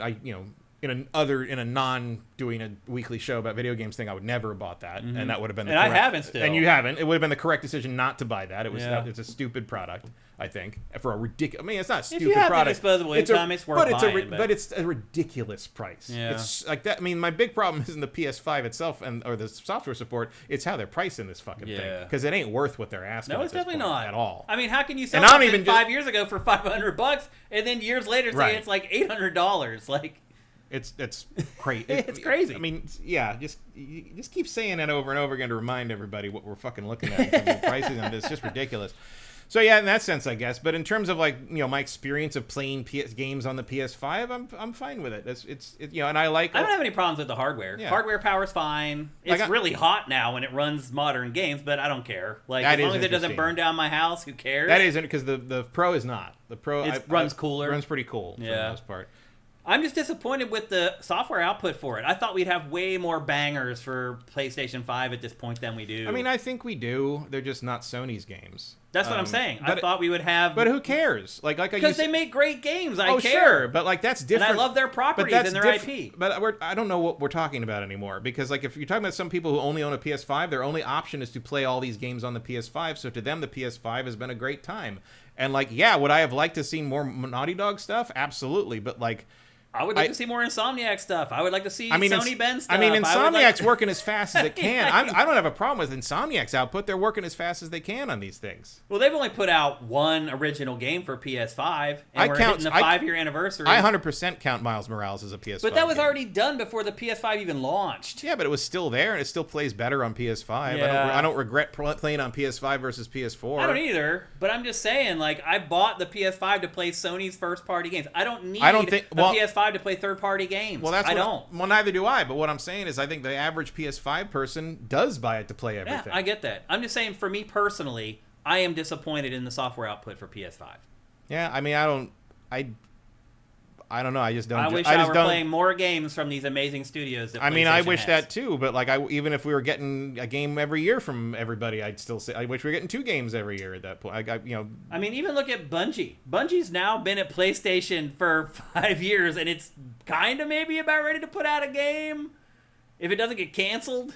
I mean, I don't. If after the next beta. I mean, I think it's pretty. I think you can make a good argument that that's the worst developer purchase Sony's ever made. Yeah. Well, yesterday, certainly for the price, the CFO at Sony admitted it was a mistake. Yeah. Imagine if you work at Bungie and you saw your company's CFO. Seriously, though, man. No. Yeah, oh my God! What kind of that just crushes your soul. You can't say they didn't earn it, though. No, I mean for sure. If you're some random Bungie employee, it's not your fault. But imagine if you just started working there 8 months ago, and the CFO is like, "Y'all suck." Man, I mean, I get it if that's the only place you could get the job, whatever. But it's like if you were choosing jobs and you chose Bungie, you should have done a little more homework. Yeah, yeah.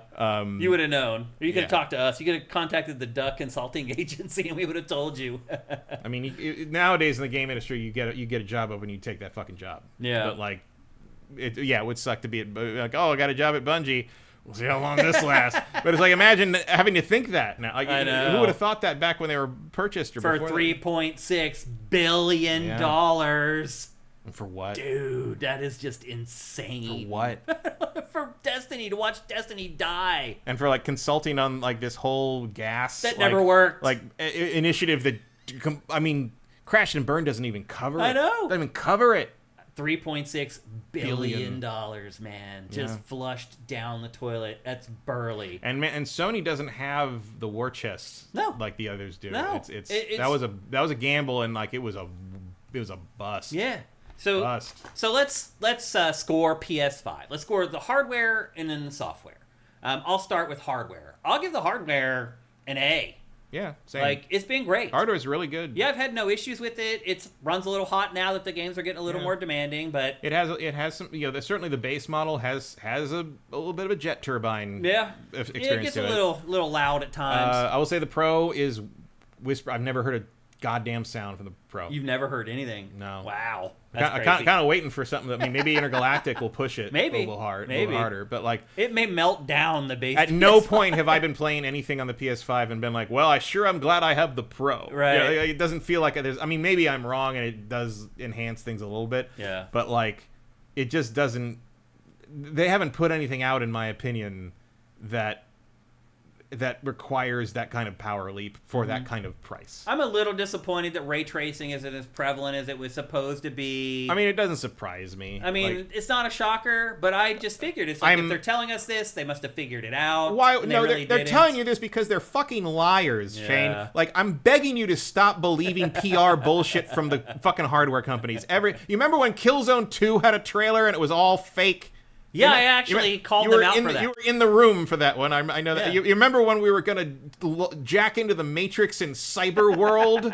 Yeah. You remember when the HD era starts when we say it does? Sony is full of shit when it comes to promoting their hardware. But they showed ray tracing before the console came out. And then new cards came out that did ray tracing way more interesting, and then path tracing became a thing. And the hardware of the Miles Morales. The console hardware fell behind it. Well, because now you expect something much better out of the ray tracing and path tracing because the hardware on the computer stuff has caught up and surpassed. This actually goes back to what we were just discussing a minute ago, which is a reason why I am disappointed that we're not getting more first-party output, because PlayStation's games do have ray tracing. They do get it to work. It does look good. But we're getting one game every 18 months that has it because the third parties are like, F it, it's not worth it. Well, specifically, a lot of games on PlayStation 5 have ray tracing, but they don't have like ray tracing with all the bells and whistles you think of when you think of ray tracing. Right, yeah.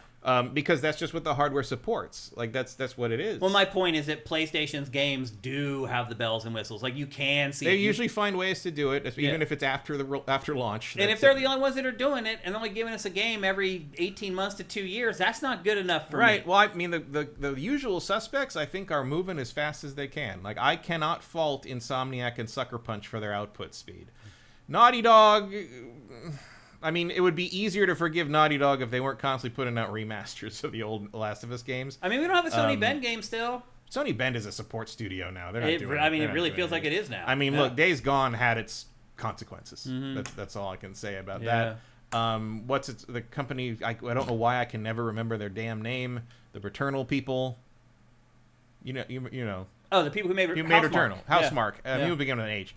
Like, I feel like their new thing is right on time. I mean, these games take so much longer to make now because we expect this sort of level of, exactly what you're talking about with that level of hardware support and that level of technical competency. That takes 4 to 5 years now. So that's what you're gonna wait for.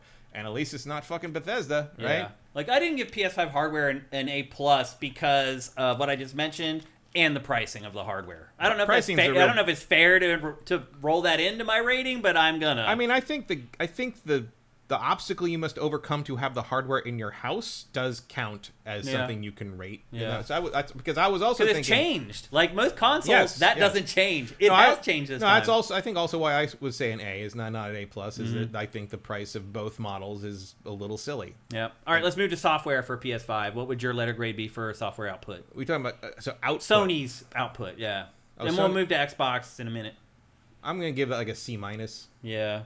I mean, I output, the quality, I'd probably give closer to quality's, I mean, consider that too. The output's lower, but the quality's higher, so maybe it bumps the grade up a little bit. Just about everything they put out first party, I've liked. I hate to give it a C because that denotes average to most people, and for me, their output has been below average this gen. They've been below average for themselves. So maybe C- does make sense. If you compare to Microsoft, they're doing pretty good. Are they? Microsoft's kind of killing it with software output. Microsoft's average over the last 10 years? Oh, 10 years, yeah. I'm just saying in the last 5. Like, Microsoft's doing really good by Microsoft standards right now. Yeah. And now Sony's kind of fallen back into Microsoft. Like, what would have been Microsoft in, like, 2010. Yeah, you're right. Not 2010. More like 2017 or something. Yeah. So I'm with you. I think probably C- I would give for software output for PS5. Let's move on to Xbox Series X. This could be the easier of the two, or it could be the more complicated of the two, because where Xbox was when this launched compared to where it is now is night and day, and Microsoft doesn't even care about hardware anymore. Yeah.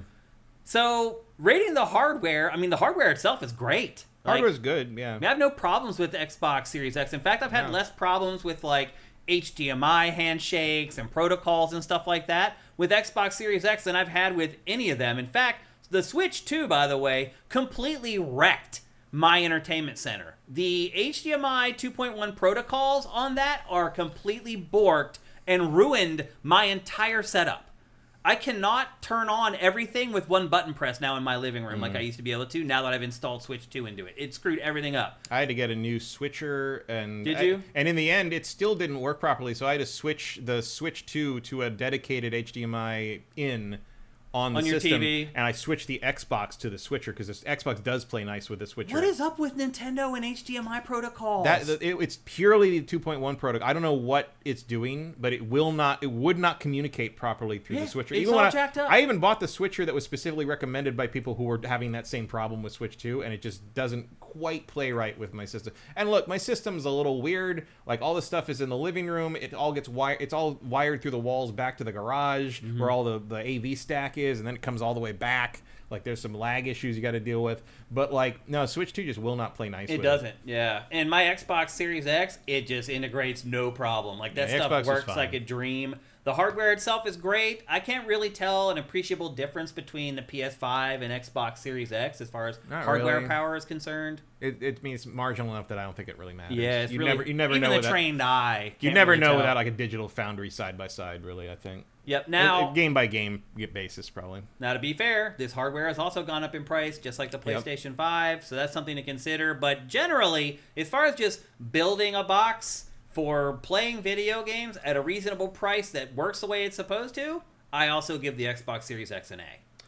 I'm going to give it an A- because I like the DualSense better. The controller. Yeah. Interesting. I agree with you. I use the Elite 2 for the Xbox, which I do think is just as good or maybe better than the DualSense. Yeah. But the controller that comes with the Series X, I think, is not as good as the controller that comes with the PS5. Yeah, so I would say A- to reflect that. But otherwise, yes, I think the hardware is almost, like, in the box itself, yeah, pretty much equal footing. Yep. Let's talk about software. So I'm sorry that the 720 instant portal. I haven't seen any evidence that is the case. Where the SSD stuff lets it do things that the Xbox can't do. I just don't. I mean, the Xbox has an SSD. Yeah, and it loads pretty much just as fast. The same thing. I don't really see that. In fact, difference. the Xbox is better as far as like stopping it. You know, you can unplug your Xbox from the power, take it to a different room, plug it back in, and you can go right back to where you were in the game. It remembers for a couple minutes. That's true. PlayStation, you can't do that. PlayStation just yells at you. Yeah, it's like, oh, what are you doing? You didn't shut this down properly, and now your hard drive's broken. I'm like, no, it's not. Just reformat it, asshole. Every time the power goes out, it's just like, why did you not shut me down? Like, I didn't have a choice. You go yell at the city of LA. Yeah, I have very few complaints with Xbox Series X. And you start talking about the Series S, that they did offer a cheaper alternative for people who couldn't afford the big boy. And still, to this day, seems to have been the correct move. And developers are still making games for Series S. Grand Theft Auto 6 is coming out for Xbox Series S. Well, because it's the better selling version. Yeah, I mean, you have to. So I think Microsoft did a great job with its hardware, and then shifting to software, it becomes way more complicated.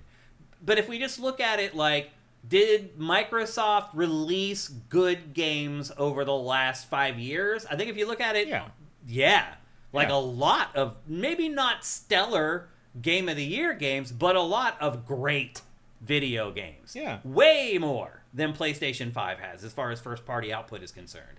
Now, I would argue... And weirder, too. But I would argue that the first-party games that are coming out for PlayStation are maybe slightly higher quality than Xbox's games, but you're getting many more. You maybe expect. Yeah, but you're getting so many more on Xbox. Mm-hmm. Like, even if you are somebody who didn't go the Game Pass route, and you just bought a Series X, and you are just buying games at full price, you have had a greater selection on Xbox Series X. You're also getting some of them on PlayStation. So. Right. Yeah, that's true as well. It's a hard thing to rate, because I think the software output's been really good, but you know what? I played all the software output on my PC. I play all third-party games on my PS5 because that's just where my library is, right? And that is because of Game Pass, I would add. And I used the Xbox a fair amount before I got the new PC, and now I don't know why I own an Xbox. Even my PC, which I only have, my graphics card isn't as good as yours, but it's still pretty damn good and better than the consoles. Like, I play my consoles because I can sit on the couch. Yeah. That's it. The actual playing part, better experience on PC, but after I've already sat in my computer chair for 8 or 9 hours or more working on SIFTD all day, I want to sit on a couch. You have a very nice computer chair. You do, actually. So, You have a very nice, very expensive computer chair that makes a big difference. Well, very specifically because I want to do exactly what you just described. Yeah. Because I don't want to feel like I want to go sit on the couch. I'm like, Yeah. I'm happy in my chair, which I am. Yeah. Like, I can play games all day on that PC if I want, and I'm fine. Yeah.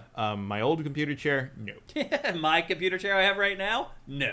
I got it for like $150, and in a year, it has completely fallen apart. They do that. Yeah. It has completely fallen apart in 12 months. Well, the one I have now is like a Herman Miller. Yeah, you have a like, really super nice, that like makes a big Aeron difference. style thing. Yeah. Before that, I had like the big, the big cushy supervillain like headrest, like leather chair thing that you would expect to see, and the top was all dug out by cats and like and they just fall apart and shit. I mean, it's still here. Yeah. You have to move it out of this room. The every fake day. leather peels off. It's all of it peeling eventually. off. It's just like the cats sleep on it, so it's like slowly wearing away. Yeah. And it's like, it's. I mean, that was comfortable to sit in for a while, but after during The Witcher 3, I'm just like, oh, this is not working for Not me. working. So when I got that new PC, I'm like, I'm gonna revamp. I got a new desk. I got a new chair. I revamped that whole area to make it a place that was comfortable to be, because I'm like, I'm gonna want to be playing as much as I can on this thing to make it worthwhile. Yeah. And I think that's worked out. But like in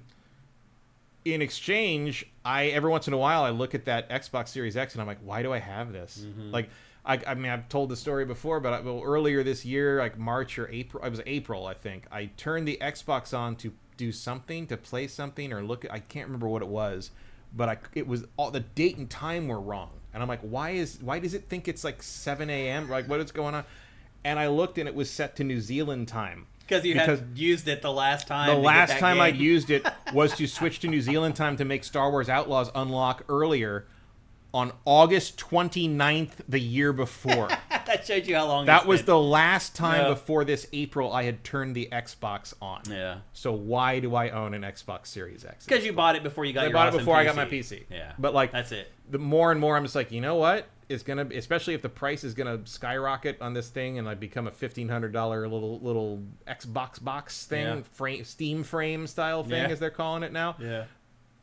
I'm just gonna get a new graphics card. Yeah. Like, why? Because it's $1,000. Yeah. And you can get a new GPU, the top of the line, for roughly $1,000. Roughly a little more, maybe. Yeah. Probably, well, depending on depending on what the crypto thing is inflating it to at this point, or the AI shit is inflating it to at this point. Which now you can't get RAM anywhere because AI is taking all the RAM. So. Are we tired of this yet? Anyone? I am. So let's talk software for Xbox. I'm saying a B. The quality wasn't quite as high as PlayStation first-party games, but there was just way more of it. So I'm going to give them a B. Yeah, I'd say a B is fair. Yeah. There's been a lot of like weird little games and like big swings and Grounded too and stuff that you didn't see coming that just popped up. Certainly, Keeper we've gotten 3 generations worth of Obsidian in the space of like 4 years here. Like that's really good. Yeah. I mean, they let them make weird shit like that medieval monk style adventure game. Fable probably should have been done a year and a half ago. I would have liked to have seen Fable by now. I would have liked to have seen Forza Horizon 6 by now. Yeah. But like, whatever. Like, still, the output's been pretty damn good. It's been up there. And like, even the truth is, it doesn't matter that much anymore because you can just... It's on everything. It's Game Pass too. That kind of takes away Game from Pass it. plus it's on PC Play Anywhere plus it's on PlayStation pretty quick now anyway. So like... like the only real first-party like disappointment for me was probably Hellblade 2, and even that like it's still a good game. It's still a good game, and it still makes you glad you have this next-gen hardware because damn that thing, even if it's not super exciting, it's amazing to look at. So, I can't really fault it. I mean, certainly in comparison to last gen, it's night and day. Oh yeah, huge change. All right, let's check in with you guys. How about you guys give us just one letter grade. Don't give us separate for hardware and software. Just give us one letter grade for both PlayStation 5 and Xbox Series X for the last 5 years. Just have PS5 grade, Xbox grade. And let's see what you guys say about this stuff. See if you're close to us. Some of you guys may be more hyped about PlayStation than we are. Some people maybe are like us. You have all the platforms. Some of you maybe only have a PlayStation 5. C+ for both. PS5 a B from AJ. Cinetike says a C. I'm assuming that's a C for both of them. Anybody else got some grades here they want to share? JFJR on YouTube says, my Series X will be a credit voucher for the PS6 or Steam Deck too. Yeah, probably trade it in and get some money for it. AJ the Legend says, Xbox a C. Melopintor, PlayStation C. Xbox, LOL, I don't play that. This is for Vidya Games, Xbox B. Eric Carmenez, Xbox B. Cinetype, PS5 C. Xbox C, honestly, but I'm on PC. Noxatornitis, PS5 B. And then he just says Game Pass. I think it says Xbox Pass. He has no rating. Oh, he doesn't have a rating for it. A lot of people don't have an Xbox. That's true. Erebus Jones, PS5C, Xbox B. Swanland, I would give PS5 an A, but the Wi-Fi sucks. It does. I've heard people complain about that. And then my base PS5 did have the LAN cables unplugged problem. All right, that's right. I forgot about that. That does still happen on the Pro sometimes. Really? But not as much. That might be a network issue. It's not. I don't have it with any other thing. Weird. Not a single other That's so weird. thing. The Xbox, the Switch do not do that. Wow. Congrim 1, C for Neither Xbox did my and PlayStation PS6. 4. PlayStation 4 doesn't do that. Yeah, there you go. Yep. Sub Sam Jam, C+ for both. Theme and a C, but my grade doesn't count as I only play on PC. Joaquin Dragoon, PS5 is C+, Xbox doesn't count. Mr. Starwalker, PS5 B, Xbox C. Rigor Mortis, Steam A++. Yeah. Obviously a PC gamer. Noxatornitis, no, I have an Xbox. It's a pass based on pass-fail. It's been mostly a non-factor for me. Yeah, I mean, I kind of hear that, like in the sense that like so much of my stuff that would have been on Xbox is now on PC, so it's just sort of this box that lives in my living room. You're not going to throw it away. Like I don't have a problem with it. Yeah. It's just it's kind of surplus to requirements at this point. Yep. Tekken Master says A for both. My poor bank account. Yep. Joaquin Dragoon says I've never owned an Xbox. I have always owned an. I mean, like I said, I think assuming what they're doing is going to be what they do, as we're hearing so far, I think the next Xbox will be the first console I don't buy since the Jaguar. We talked about this. I won't buy it either. Why would you? Like what? I already have a point. good PC. Yeah. There's no reason to own it, and they're going to push you towards getting a PC anyway. Like, Yeah. I mean, they're going to tell you to get a PC. So I think you're right, and it's like basically like a sly way of justifying getting out of hardware. Yeah. The following generation. Yeah, it's a slick way to do it, guilt-free. Well, especially because I think they're gonna do the same thing they did with the Rogue and just like other people license make it to it. someone who already makes the thing. Then it's really out of your boom. hair. Like yeah, you're not done. our problem. Talk to Asus. They might even do something like what this like the 3DO and the CDI did, where you just like have multiple different companies' versions of it. And like whatever features you want. I mean, the Steam machines were like that too. Yeah. They all had different RAM, different GPUs, and you could buy $400 version or a $1,000 version. So we'll see how it goes. Anyway, we do need to move on to our last game of this week's episode. We're going to talk about Once Upon a Katamari, the first Katamari game in over a decade. It feels like it never left, Matt. Well, it's because it's the same damn game. It's like riding a bike. Yep. It is. If you are not familiar with this franchise, and you may not be, because it's been over a decade since there was a new one, it is literally a game where you just roll things up.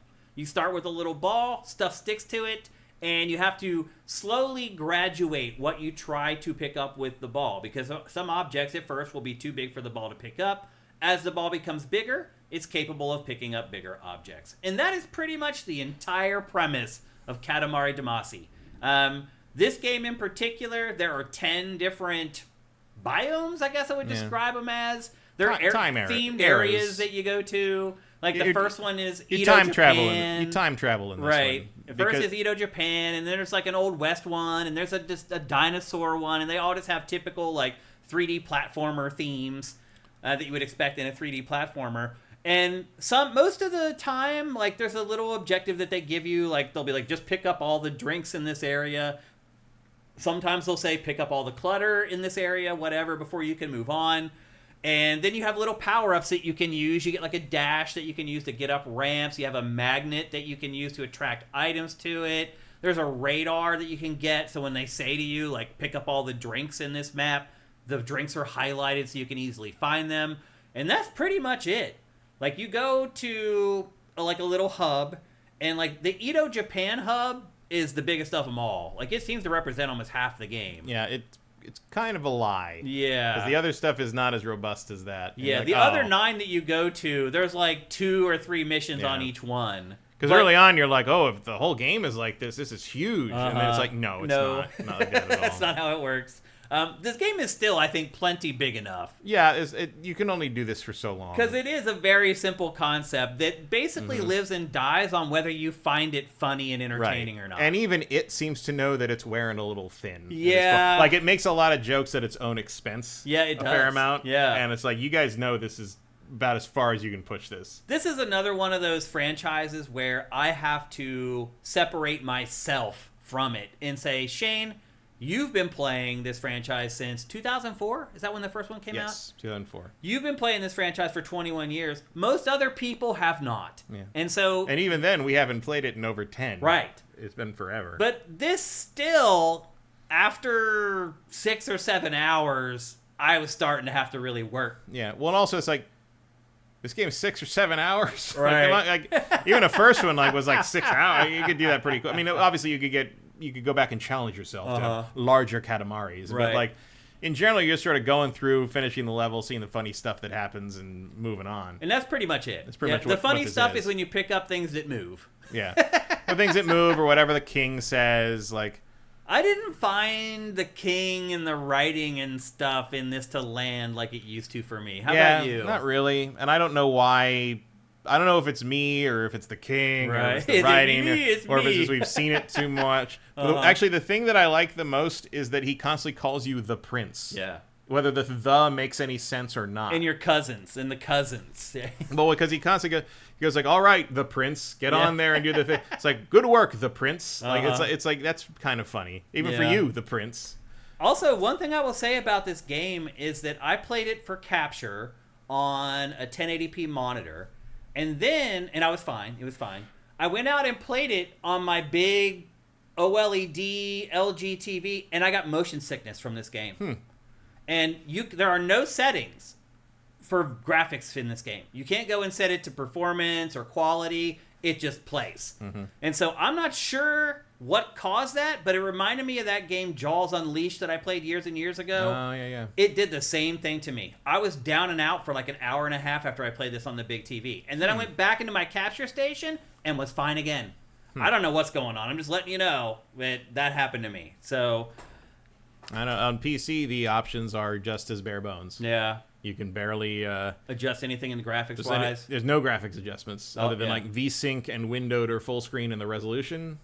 That's about it. Yeah, there's nothing on consoles at all. You just have to play however it runs. And again, it was fine in one setting for me. On my big TV, it made me sick. So very strange, but that's just the way it was for me. And then again, like this is a game I think people who haven't played the franchise before, I think they'll enjoy it a lot more. Yeah, if you've never experienced this, I think it's probably going to be... it'll stay about as fresh as it could be. Because the first Katamari, I never got sick of it. I played it all the way to the end, and I never got bored or thought it was repetitive. But what about the other, like, 4? Yeah, by, like, the third one, it had started to wane. I mean, I could not tell you the difference between all the different Katamaris. You really can't, other than the themes. But then they recycle some themes, too. There's stuff in this game from prior Katamari Well, because games. this is a little bit of a celebration of Katamari. Like, there's an element of this that almost feels like they don't expect to make another one. I think this is the last one. Yeah. And I don't think you need to make another one. No. Like, because they didn't even really use the hardware for this one. And part of it, the game's charm... are these low poly characters? Yeah, and the way it looks is intentionally and weird animation. That's the charm of the game. Yeah, it's sort of like that everything game where the bears rolled everywhere. Right. So I don't know that like making a game that like, whoa, wow, you could tell that runs on PS5. I don't want to play the photo real Katamari game. That's not that's not a thing I need. So I don't think it's hardware advances that this franchise advances like a lot of other ones do. No. And there's just not much else you can do. Yeah. Like because if you change it too much, it's not Katamari anymore. And you're gonna piss off. Like, it's not gonna provide the same sort of experience. But if you keep providing the same experience, people get sick of it. So like I guess maybe just make one every 10, 15 years and. That's that. That's that. For the new generation of people who didn't play the last didn't know one. what it was. Yeah. Because it's like, I mean, I think this is a game that a lot of people fondly remember, but maybe didn't like keep it in the library for 21 years, you know? I'm wondering if this is a game worth buying. I mean, I bought it physical, but I'm wondering if this is a game worth buying and collecting and may be worth money someday. Maybe. It's hard to say. Yeah. You know, I went and got it at Best Buy, and it was the only copy that they got in. I mean, that seems to be true of everything these days. I mean, I go to Best Buy to get games a lot. At least they get copies of them. Big games, they'll get like 20. Small games, they'll get 10. And then for games like this, it's 1 to 5. So there aren't a lot of copies out there, physical copies of this. You might want to snag one, and it's only $40, so it's not like it's a full price game. But I do think that people who have not played this will like it a lot more than people who have played this franchise a bunch. Do you think this is the best Katamari game? I don't even know how to gauge that. Because they're all so similar. Yeah, I think the first one's probably still the best one. It's either the first one or We Love Katamari would be my picks. This is good. It's fine. This is absolutely fine. I think it's a little too self-aware to be as impactful as the other one. Like, there was something like really like endearing about the first couple because they were so weird and so earnest about it.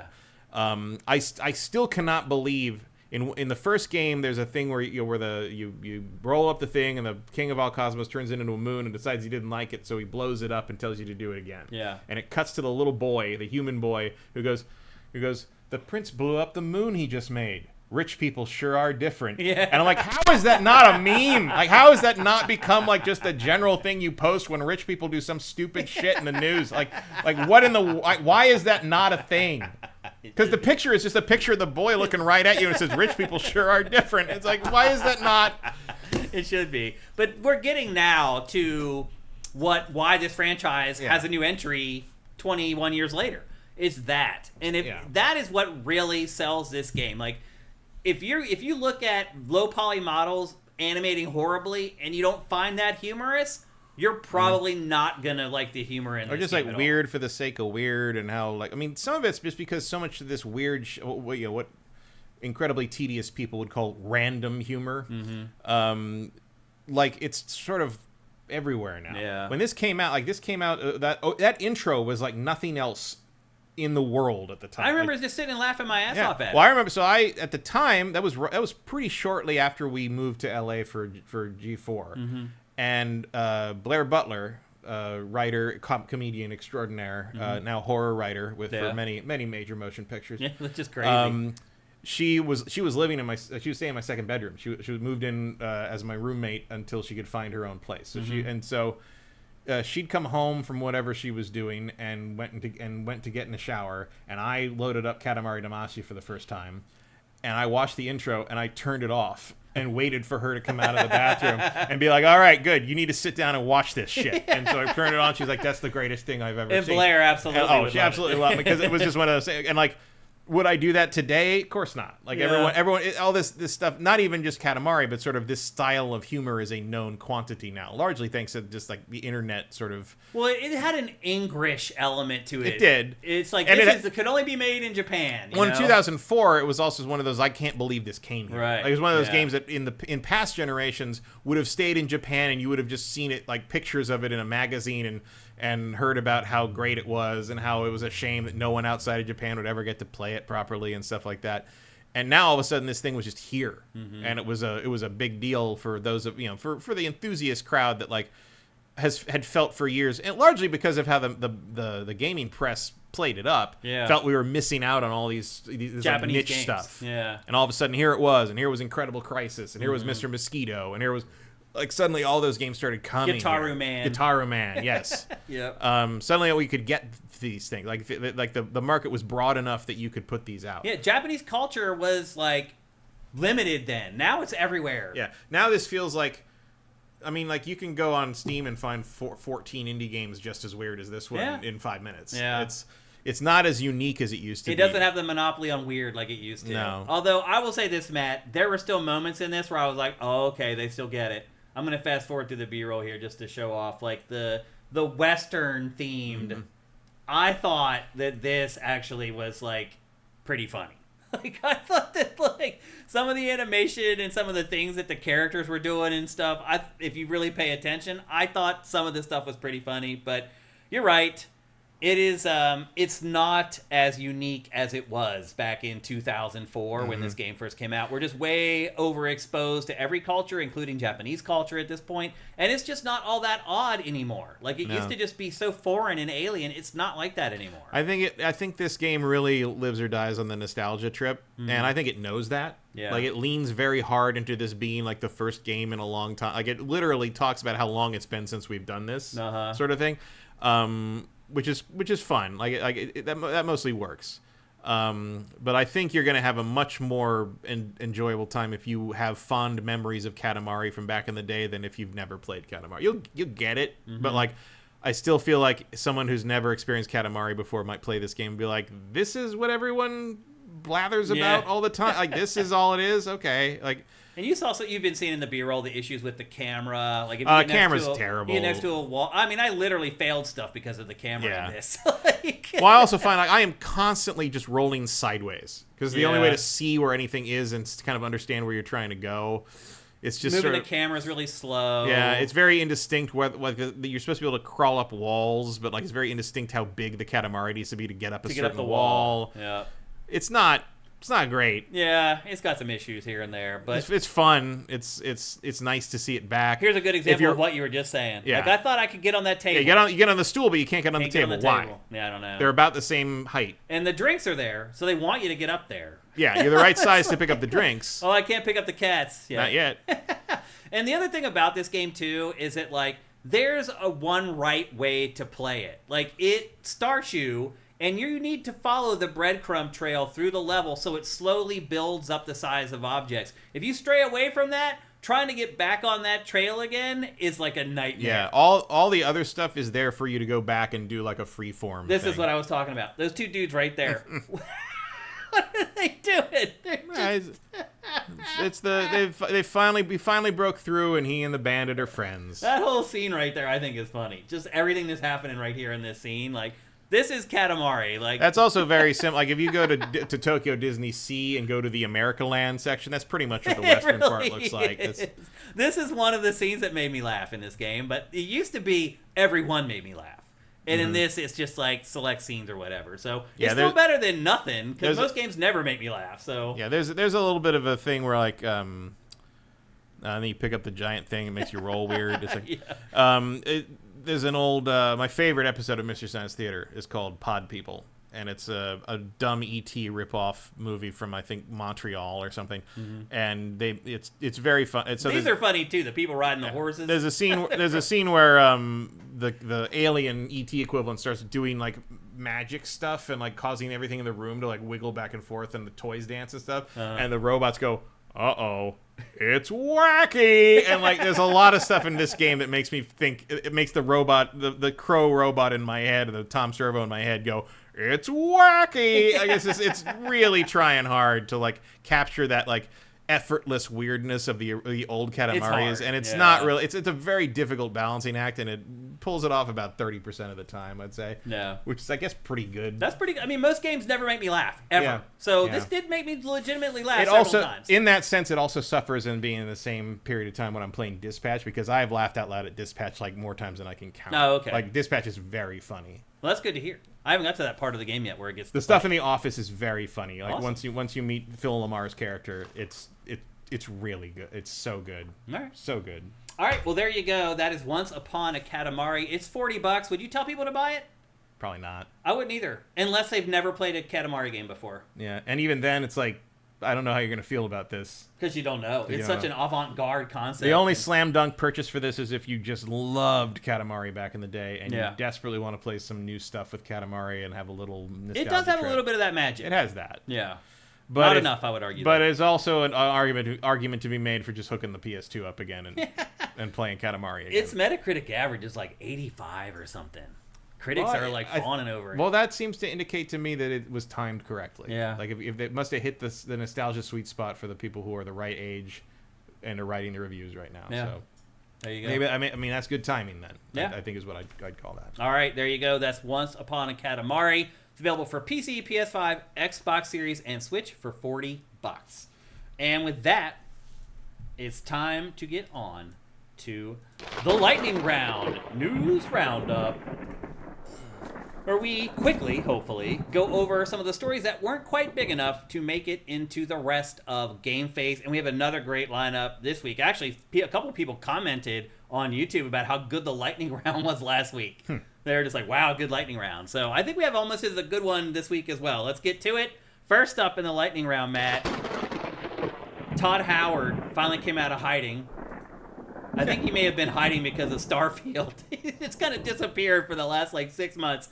He came out of hiding for, what was it, Fallout Day or something? Yeah, it was the Fallout Day anniversary thing or whatever. Yeah, so Fallout 4 Anniversary Edition came out yesterday, and Todd went on the record with a comment, finally, about the Elder Scrolls 6. And he said that the Elder Scrolls 6 is still a long ways off.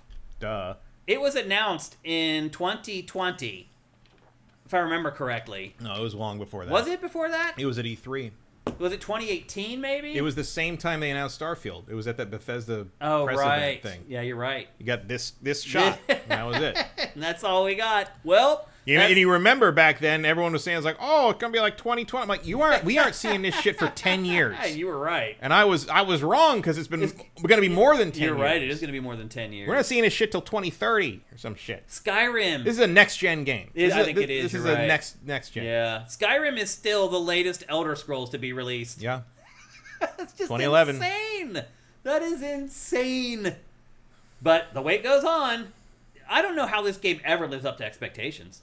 How could you after all this time? I don't know. I mean, Grand Theft Auto 6 is going to face the same sort of impossible I mean, if this thing expectation. comes out and it's still the same fucking Gamebryo modded to hell and back that Starfield is, with all this, I mean, what are you doing? What were you doing? What were you doing? I really have a feeling it's going to be. It feels like it. Mm-hmm. Do you really expect a revolution in combat design from Bethesda at this Some of the point? comments that they made about Starfield post-launch have me really nervous that that's just the way it's going to be. I mean, it wouldn't suffer as much as Starfield, because one of Starfield's problems is like just continuity of scene, like the fact you have to jump between space and ground and ship, and like there's no seamlessness between them is a problem. Elder Scrolls doesn't have that problem. You're just wandering around a fantasy world, like it's different.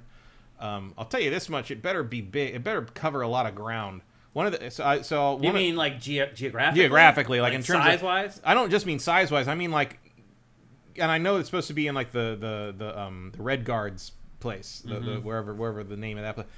Can you also give us like Elsewhere or like something? I mean, I know like Elder Scrolls Online has pretty much the whole world of Tamriel in it now. Like, which is cool. Like I kind of want to see more of that. I mean, obviously the standalone games are more detailed. And, the Skyrim in Skyrim is obviously a lot more in depth than the Skyrim in Elder Scrolls Online. I don't know. Like I don't know how that's gonna play out, or if it's going to be satisfying, or like what place they've chosen. I'll tell you this much: I did back an Elder Scrolls board game, which largely because they already have a big chunk of it out, and they did a new Kickstarter for the next like wave of expansion stuff, and they're going to do a third wave of expansions because the ultimate goal is for this board game to literally cover the entire world of Tamriel. Wow. Every expansion is a continent. Oh wow! And so eventually, after the third one, you're going to have this big box which stores the entire world of Tamriel. You're going to be able to go anywhere you want in this board game. Wow! And so I'm like, okay, I'm in, because like the more complete portrayal of the world beyond what Elder Scrolls Online does is really what I'm interested in. Yeah. Like having, and like I wonder what they're gonna do with this that's gonna like make us say like, well, I'm glad we waited 17 years for this or whatever. I'm sure the overwhelmingly positive reception to the Oblivion remaster was encouraging for Bethesda. Probably, although that thing's still not fixed fully. Which is discouraging to people who actually paid for it. Agreed. Anyway, Elder Scrolls 6, don't hold your breath. We got a long way to go, people. I mean, I don't know how many times I've had to say, it's like, no, not even close. Like, everyone's just like, oh, it's got to be only like 2 years. I'm like, they haven't even started. It's not barely. It sounds like it's just now going into full production. Pretty much. It looks like it. Yep. All right, next up in the lightning round. They had to make Starfield. Yeah. We covered this game 3 weeks ago, and none of you cared.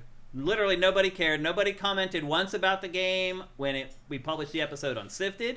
Nobody commented once on the game when we published the episode on YouTube. Nobody commented on the game on any of the podcast services that our show is on. And that game is Arc Raiders. And Arc Raiders is now like the biggest game in the frickin' world. But when we talked about it here on the show... Just like Marvel Rivals was. None of y'all cared. Well, this just destroyed Battlefield 6 and Helldivers 2 over the weekend. It is the biggest extraction shooter ever. Now, I've been seeing, like, some people I know online have been talking about waiting to play this since, like, March. Like the people I know who are into this kind of extraction shooter, like co-op stuff, they've been talking about this for all year. It is gigantic. It is Nexon's biggest launch ever. That's impressive. Nexon is not a small company. I mean, it's been making games like this, stuff. multiplayer online games. That's its business, and It's crushing it. Yeah. I mean, I don't have any interest in this game, but like I didn't really see enjoy it at all. But people are loving it. People are into it. People are saying that it's like the lighter, gentler extraction shooter, and that's why people are resonating with it.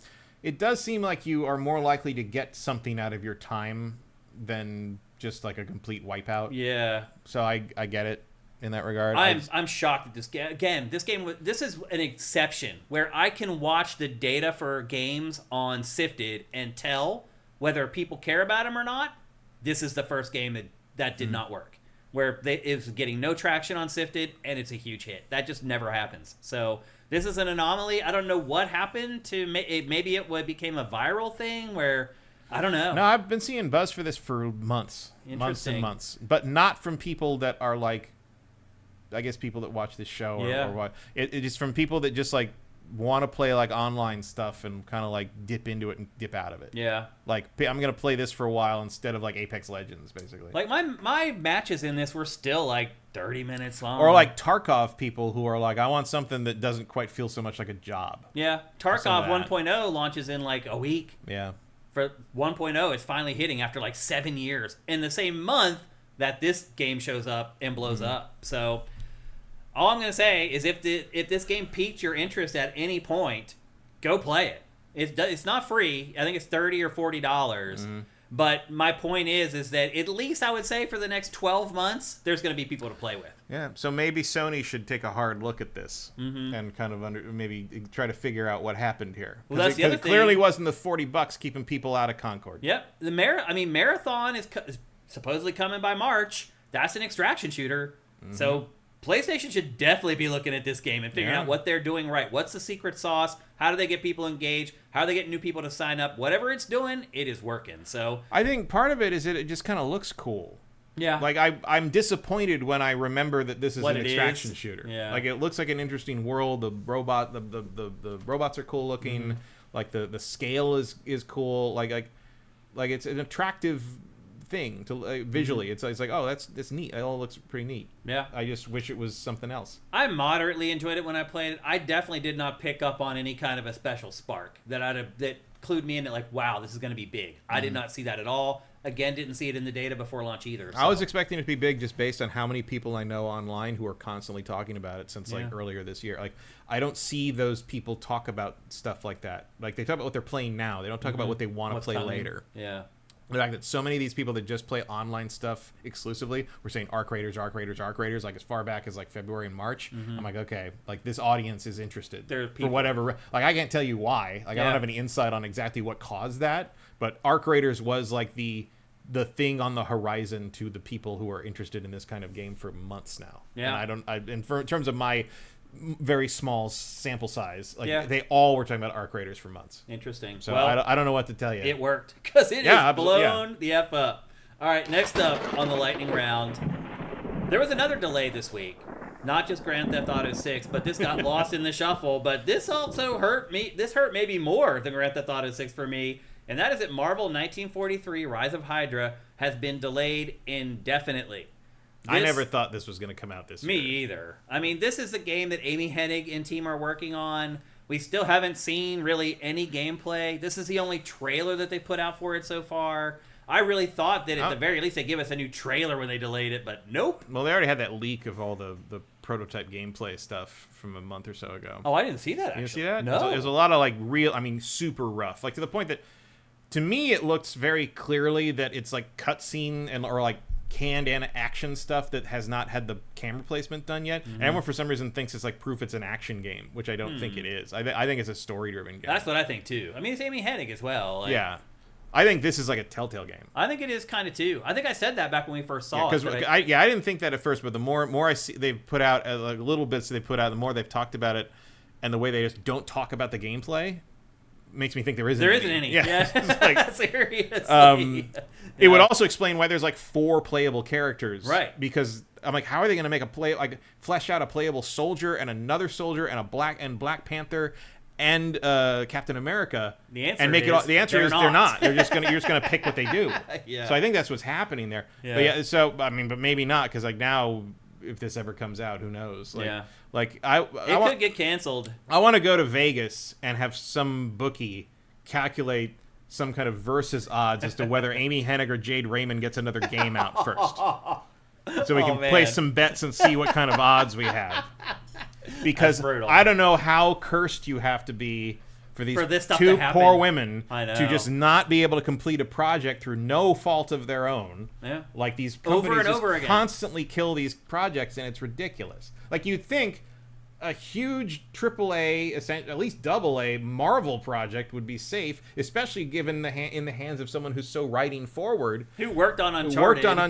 And worked on Soul Reaver. I mean, it's like the pedigree is absolutely right there, and they just can't complete. They probably just aren't giving her a big enough team. Probably not. Or they're just like pivoting to some other shit. I will say this: if that game is what we think it is, if it's a more narrative-driven kind of thing, Dispatch might save that game.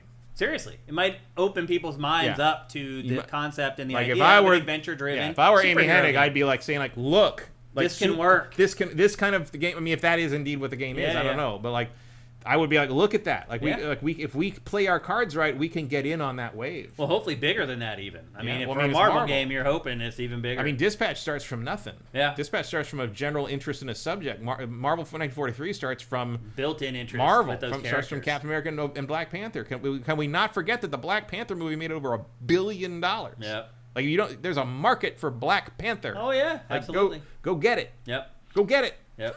Next up in the lightning round.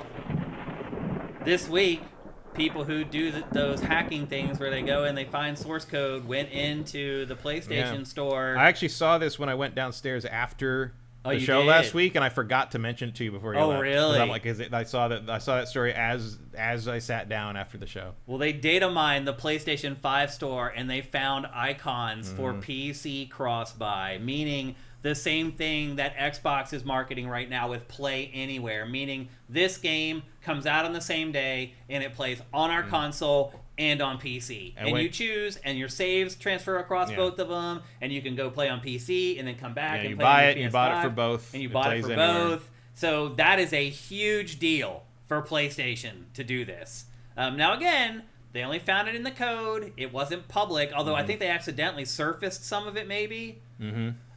It wasn't on purpose, so this could just be them testing something or whatever. It may not happen, but I think it's probably going to happen. It feels pretty obvious. That's a big deal for PlayStation, man. A really, really big deal, but also the right move. Like, I mean, PlayStation should go further than this, but this is a good first step. They should definitely consider PC day and date. Yep. I think we're at that point. Yep, I agree. And if you're not doing that, you're dragging your feet in the past. So we'll see. I have a feeling that this might be something they announce in the new year after they get through the holidays or something like that. Or maybe it's something that they announced when they finally announced the PlayStation 6. I don't know. But the fact that people have already found it in the source code of the website could portend to the idea that it's probably coming sooner rather than later. So that's a big, big deal. Our final story in this week's Lightning Round. The Witcher Season 4 just debuted on Netflix, and it has completely bombed. It is the viewership for this is down 50% from Season 3.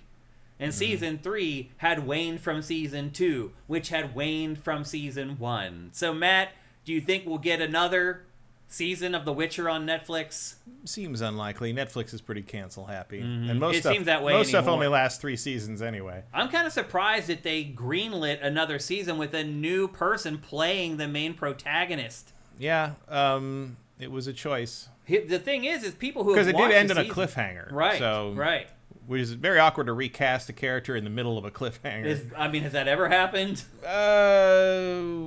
Not. I mean, Marvel kind of did some stuff similar, but not really. Well, it seems to be the most universal complaint about Season 4 is that it doesn't focus on Geralt enough. That you're working with all these other bit characters, and those bit characters get, like, entire episodes. So I mean, you can see why Henry Cavill left. Yeah, like he was a fan of the games and the books, and constantly was fighting with the writers about like this doesn't make sense. This doesn't match. And the writers were basically like, we don't care. Yeah. So we're just trying to make an entertaining. He left to go do his own thing, and he's probably right to do that. Yeah. I have a lot of respect for Liam Hemsworth trying to step into this. That's a tough role to fill. Like, you know, you're talking about a character that like Henry Cavill basically defined for a lot of people, because most people have not played the games. outside of the gaming space. They don't know what this is. Yeah, so yeah. to the most people, I'd say Henry Cavill is Geralt. He is Geralt, yeah. And trying to take over. I haven't watched it because I haven't watched this in season 1. I don't think the show's very good. I thought season 1 was entertaining, and fine. season 2 was not. I didn't get very far in season 2. Yeah. Also, I've read the books, and so I already know the story, and every time they deviate from it, I didn't think it was they did a good change. job, and Like, I agree with Henry Cavill for the most part that most of what they were doing that in terms of straying from the source material was stupid. So I'm kind of right there with him. Like, I also left like before he did. Yeah. And replacing him is hard. I'm not a Henry Cavill. I'm not a Snyderverse person, but like Noxatornitis reminds us that actually in the novels, Geralt isn't really the main character anymore either. He's not. So also the novels are very different. Like Geralt in the novels is not the game character, which is what Cavill's basing his performance on for the most part. Geralt in the novels is a more lighthearted character. He makes jokes. He cries. Like he's got emotion. Like he's a normal person. Basically. He just happens to be a mutant who hunts monsters. It's a much more the tone of the books is very different from what you'd expect from what the games have become, which is probably one of the reasons the author doesn't like the games very much. Yeah. But the games are basically unofficial sequels to the book series. Yeah. And I don't know. Like I know a couple people that are watching it. One of them was very against the recast, like was just like what, and she still won't call him Liam. He just says what's his, but she's like, what's his name is doing a pretty good job. I'm just like, and I'm like Liam Hemsworth. I mean, I'm not going to learn his name. Yeah, just not forgiving that, but thinks he's doing okay. But maybe part of it's just like he's not in it much. Yeah, and it's just like okay, it's kind of a shame. Yeah, kind of a shame. And I'll be honest with you, Matt, we got one good season out of it. That's more than I thought we'd get. And I mean, again, I don't really agree. Again, I don't agree with the out of order timeline in that season. I think it's very confusing and not very well communicated that so many of those things are happening in hundreds of years apart. Yeah. But the performances are good. It captures what's happening. It defined that. The toss a coin to your Witcher thing became a big thing. Yeah. They did the thing and they did it well, and then they just couldn't. They overstayed the welcome. They couldn't sustain. Yeah. And there you go. It's not the first TV show that couldn't do it, and they won't be the last. No. That's for sure. Also, that writer's room is where the guy who was the showrunner for X-Men '97 came from, who was fired from The Witcher and now was fired from the X-Men. Yeah. Well, we'll see how that next season of X-Men is. Yeah. It was also interesting because same friend was she wants to play The Witcher 3. Like her neck like The Witcher 3 is on her well, I'm going to play it. And I'm like, "Okay, but you need to know what happened in the first two games, and you need to know the end of the TV, because the TV series is clearly not going to finish the books." Yeah. I'm like, the end of the books is very important in terms of what the games are and why he's doing what he's doing in 3, trying to find Yennefer. Yeah. Like, why doesn't he know where Yennefer is? Yeah. Why doesn't he know who Yennefer is all part of that. And she's like, well, don't tell him. Like, are you going to read the books? She's like, well, I don't know if I'll get through. I'm like, the games are going to tell you how the books end. Like, the end of it. So it's like this weird thing. She's like, maybe I'll just wait till the TV. So I'm like, the TV series, even before this premiered, I'm like, the TV series is not going to finish the book. Like, they need 2 more years, 2 more seasons. And I guess you could play it when you're 60, but yeah, if they finish them, because that's the other problem with this is it took so long because of the problems and the recasting and all that. It's like, how long ago was season 3? 3-4 years? Too long ago. That's Netflix's problem in general, I think. Though. That's all streaming's problem. Yeah. It's good for Marvel for they're getting the next season of Daredevil out next spring, this March, great. Which is exactly what you need to do. The other thing I guess I'll say in terms of that tangentially is. Everyone's dismissing Wonder Man right now, which is coming next month, I think, as the last MCU thing of the year. From what I hear from people who are in the position to know, Wonder Man is actually really good. Don't let the trailers fool you. Like Wonder Man, thing that you're supposed to look at to decide if you want to. That has happened so many times this year. Yeah. One battle after another. Great, probably an Oscar contender. Yeah. I hated every single trailer. It was awful. Every single trailer for that movie makes me never want to see it. Yeah. And Transformers 1, hated every trailer for that. Love the movie. Yeah, I agree. Also, The Running Man is coming out this week. It is tracking to make $17 million, which is would make one of the most disastrous bombs of the year. Well, Sydney Sweeney's new movie did Sydney Sweeney's $1 million. Yeah, that made $1.3 million to 2000. So it might be the biggest wide release bomb of all time. A huge Oh, miscalculation. Part of that is because the distributor and the production company, they don't have the resources to do widespread marketing for it. I'd never even heard of it before like they started reporting that it made it bombed. in all the theaters. And bomb hard. But like the Running Man, you know what maybe would have helped the Running Man if he didn't make me watch that fucking trailer 50 times this year every time I went to see a movie in the theater. All right, we got to move on. It's just a constant thing with that. Like things take too long, you promote them too soon, you take too long to make them. The Stranger Things kids are 23. I can't even watch it. I don't know if I'm even watch the last season. I'm not. I got better things to do with my fucking life. You're watching 8 fucking feature films at this point. Get on with it. Yeah. And you know the end of that's not going to be satisfying. You know whatever the answer to this shit is going to be stupid. I know. Yep. All right. Well, that's it for the lightning round, which means there's just one thing left to do.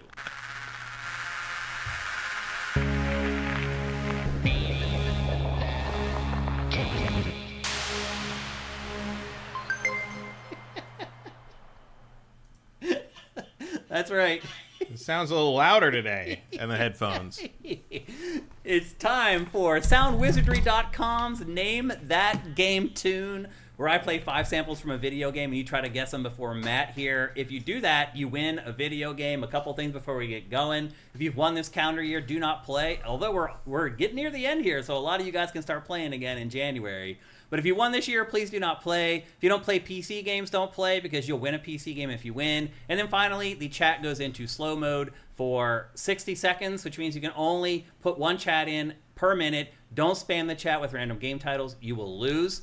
This happens because of Soundwizardry.com, the absolute frickin' wizards in audio. They make audio for games, for film, for TV, for your podcast, for your project. Whatever you're working on that has audio in it, call Soundwizardry.com.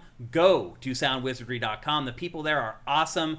Who else is going to let us do something cool like this? They have to be cool, and they are. Glenn and crew at Soundwizardry.com. I would bet my life that they will improve the audio on whatever project you are working on.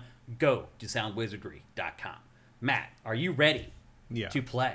Are you guys ready to play Name That Game Tune? Let me bring up the interface. Everybody on YouTube, thank you very much. You guys were awesome as usual. If you want to play Name That Game Tune, jump over to Twitch right now.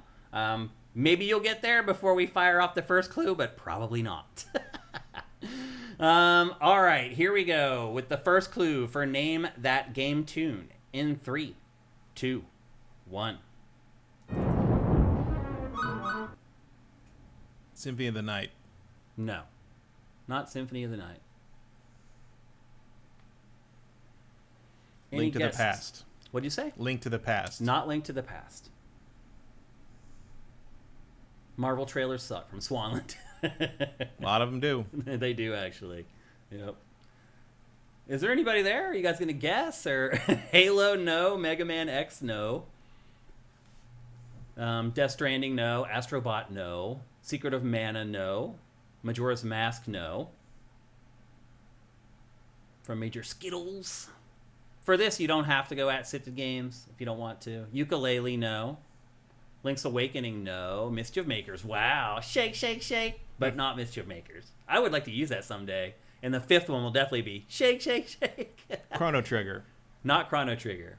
Mother, no. Ocarina of Time, no. Phoenix Raising, no. What is Phoenix Raising? I don't know. Or Phoenix Rising? I think it's Phoenix Rising. But I don't know if it did. Wasn't that the GameCube game? One of the GameCube 5 that No, never it was came out? Dead Phoenix. Dead Phoenix. Yeah. I don't know what Phoenix Raising or Rising is, Mellow Pintor. Any other guesses before we go to the second clue? Going once. Going twice. Okay. Off we go to the second one. Here it is in 3, 2, 1.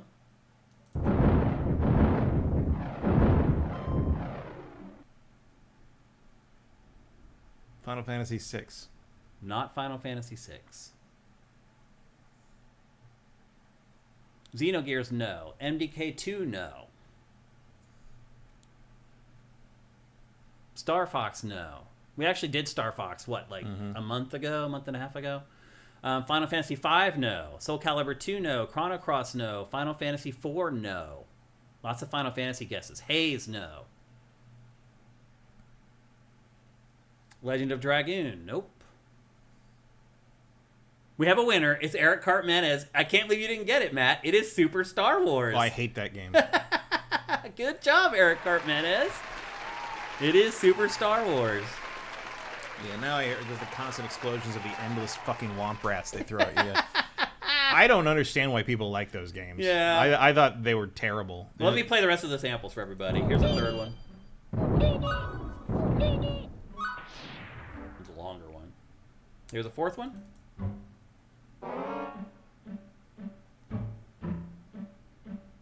Another one. And here's the fifth one. I never did put the Star Wars theme on. So I just was like, that'll just give it away. Then it's just a race to see who can type faster, you know? Oh, Immortals Phoenix Rising. Okay, yeah. Ah, okay. You didn't misspell Phoenix the way they misspelled Phoenix, and that's why I didn't get it. Eric Cartmenez. You can send me a message here on Twitch. You can send me a message on Twitter, on SIFTD, where I'm just Shane. Blue Sky, I'm Shane Satterfield. Get at me, and we'll start coordinating and getting you your free PC game. Congratulations once again. The Jawa's Utini is almost as iconic as the Star Wars music, to be fair. That's true, actually. Yeah. All right. Well, that's going to do it for GameFace episode 458. Once again, a huge thanks to everybody on YouTube, everybody on Twitch, particularly since we started off on such a rough foot today trying to get that stuff going. Thank you for your patience on that. And thank you for improving our show with your commentary and correcting us and giving us information like all the stuff that happened today and the Sony Direct. All that stuff makes a difference. We appreciate it very much. If you like this show, you want to make sure that it continues, please consider heading over to patreon.com/SIFTD. For $5 a month, you get all our content early. It literally is just $5. I spent $5 on a donut yesterday. And you're going to get literally hours and hours and hours of entertainment. Sounds like someone was a donut friend. Seriously. I was at Primo's, which is right next door to us. Another LA institution. But, dude, a donut's $5. I ate it. It was gone in 90 seconds. $5 for us. You get hours and hours of entertainment. If you are a commuter, it's worth its weight in gold. I promise you. I get messages from commuters every single week saying that without us, their life would be a drag. Going back and forth from work every day. Go to sifted.net. We're there. It's a community full of adults who love video games. But before you do that, head to patreon.com/sifted. We'd appreciate it. And then, of course, if you don't have any money to help us out with, but you are an Amazon Prime subscriber, if you're watching on YouTube, go down below. Step-by-step instructions, how to connect your accounts. And then once you do that, it literally takes 2 or 3 clicks a month to give us $2.50 for free. We'd really appreciate that. You also get Pactor Factor a week early if you do that at twitch.tv/SiftedGames. And then finally, just like the show, leave a comment on the show, share the show on social media. All that stuff is free, and it makes a big difference for us, and we'd really appreciate it. Matt, next week, I know I have the Dragon Quest 1 and 2 remakes that I keep putting off week after week. I played like 10 hours of that because you said we were going to talk about it. We're going to talk about it. Like, it's so time consuming that like it's hard for me to find the time to get all these games in and accurately provide analysis of those games. Because you can't play those for an hour or two and be like, you should buy it or not. You just can't. No, although luckily, 1 and 2 are not the most complex things in the world because they're 1 and 2. Yeah. I'd completely forgotten that Dragon Quest 1 you just play one dude. Yeah. It's just like, all right. Because that's like one of the first RPGs ever. It's one of the first console. Yeah. It's drawing from Wizardry. Yeah, absolutely. That's some OG stuff there. So that'll be a next week's show. And then what else is there? It's kind of... I think next week is kind of chill. There was something that was coming up that I was interested in, but now I'm blanking on it. We'll figure it out. That's our job, is to figure out how to make an awesome video game show for you guys, and we will do it like we do every single week right here on GameFace. So have yourselves a great week filled with great games. GameFace is up and out.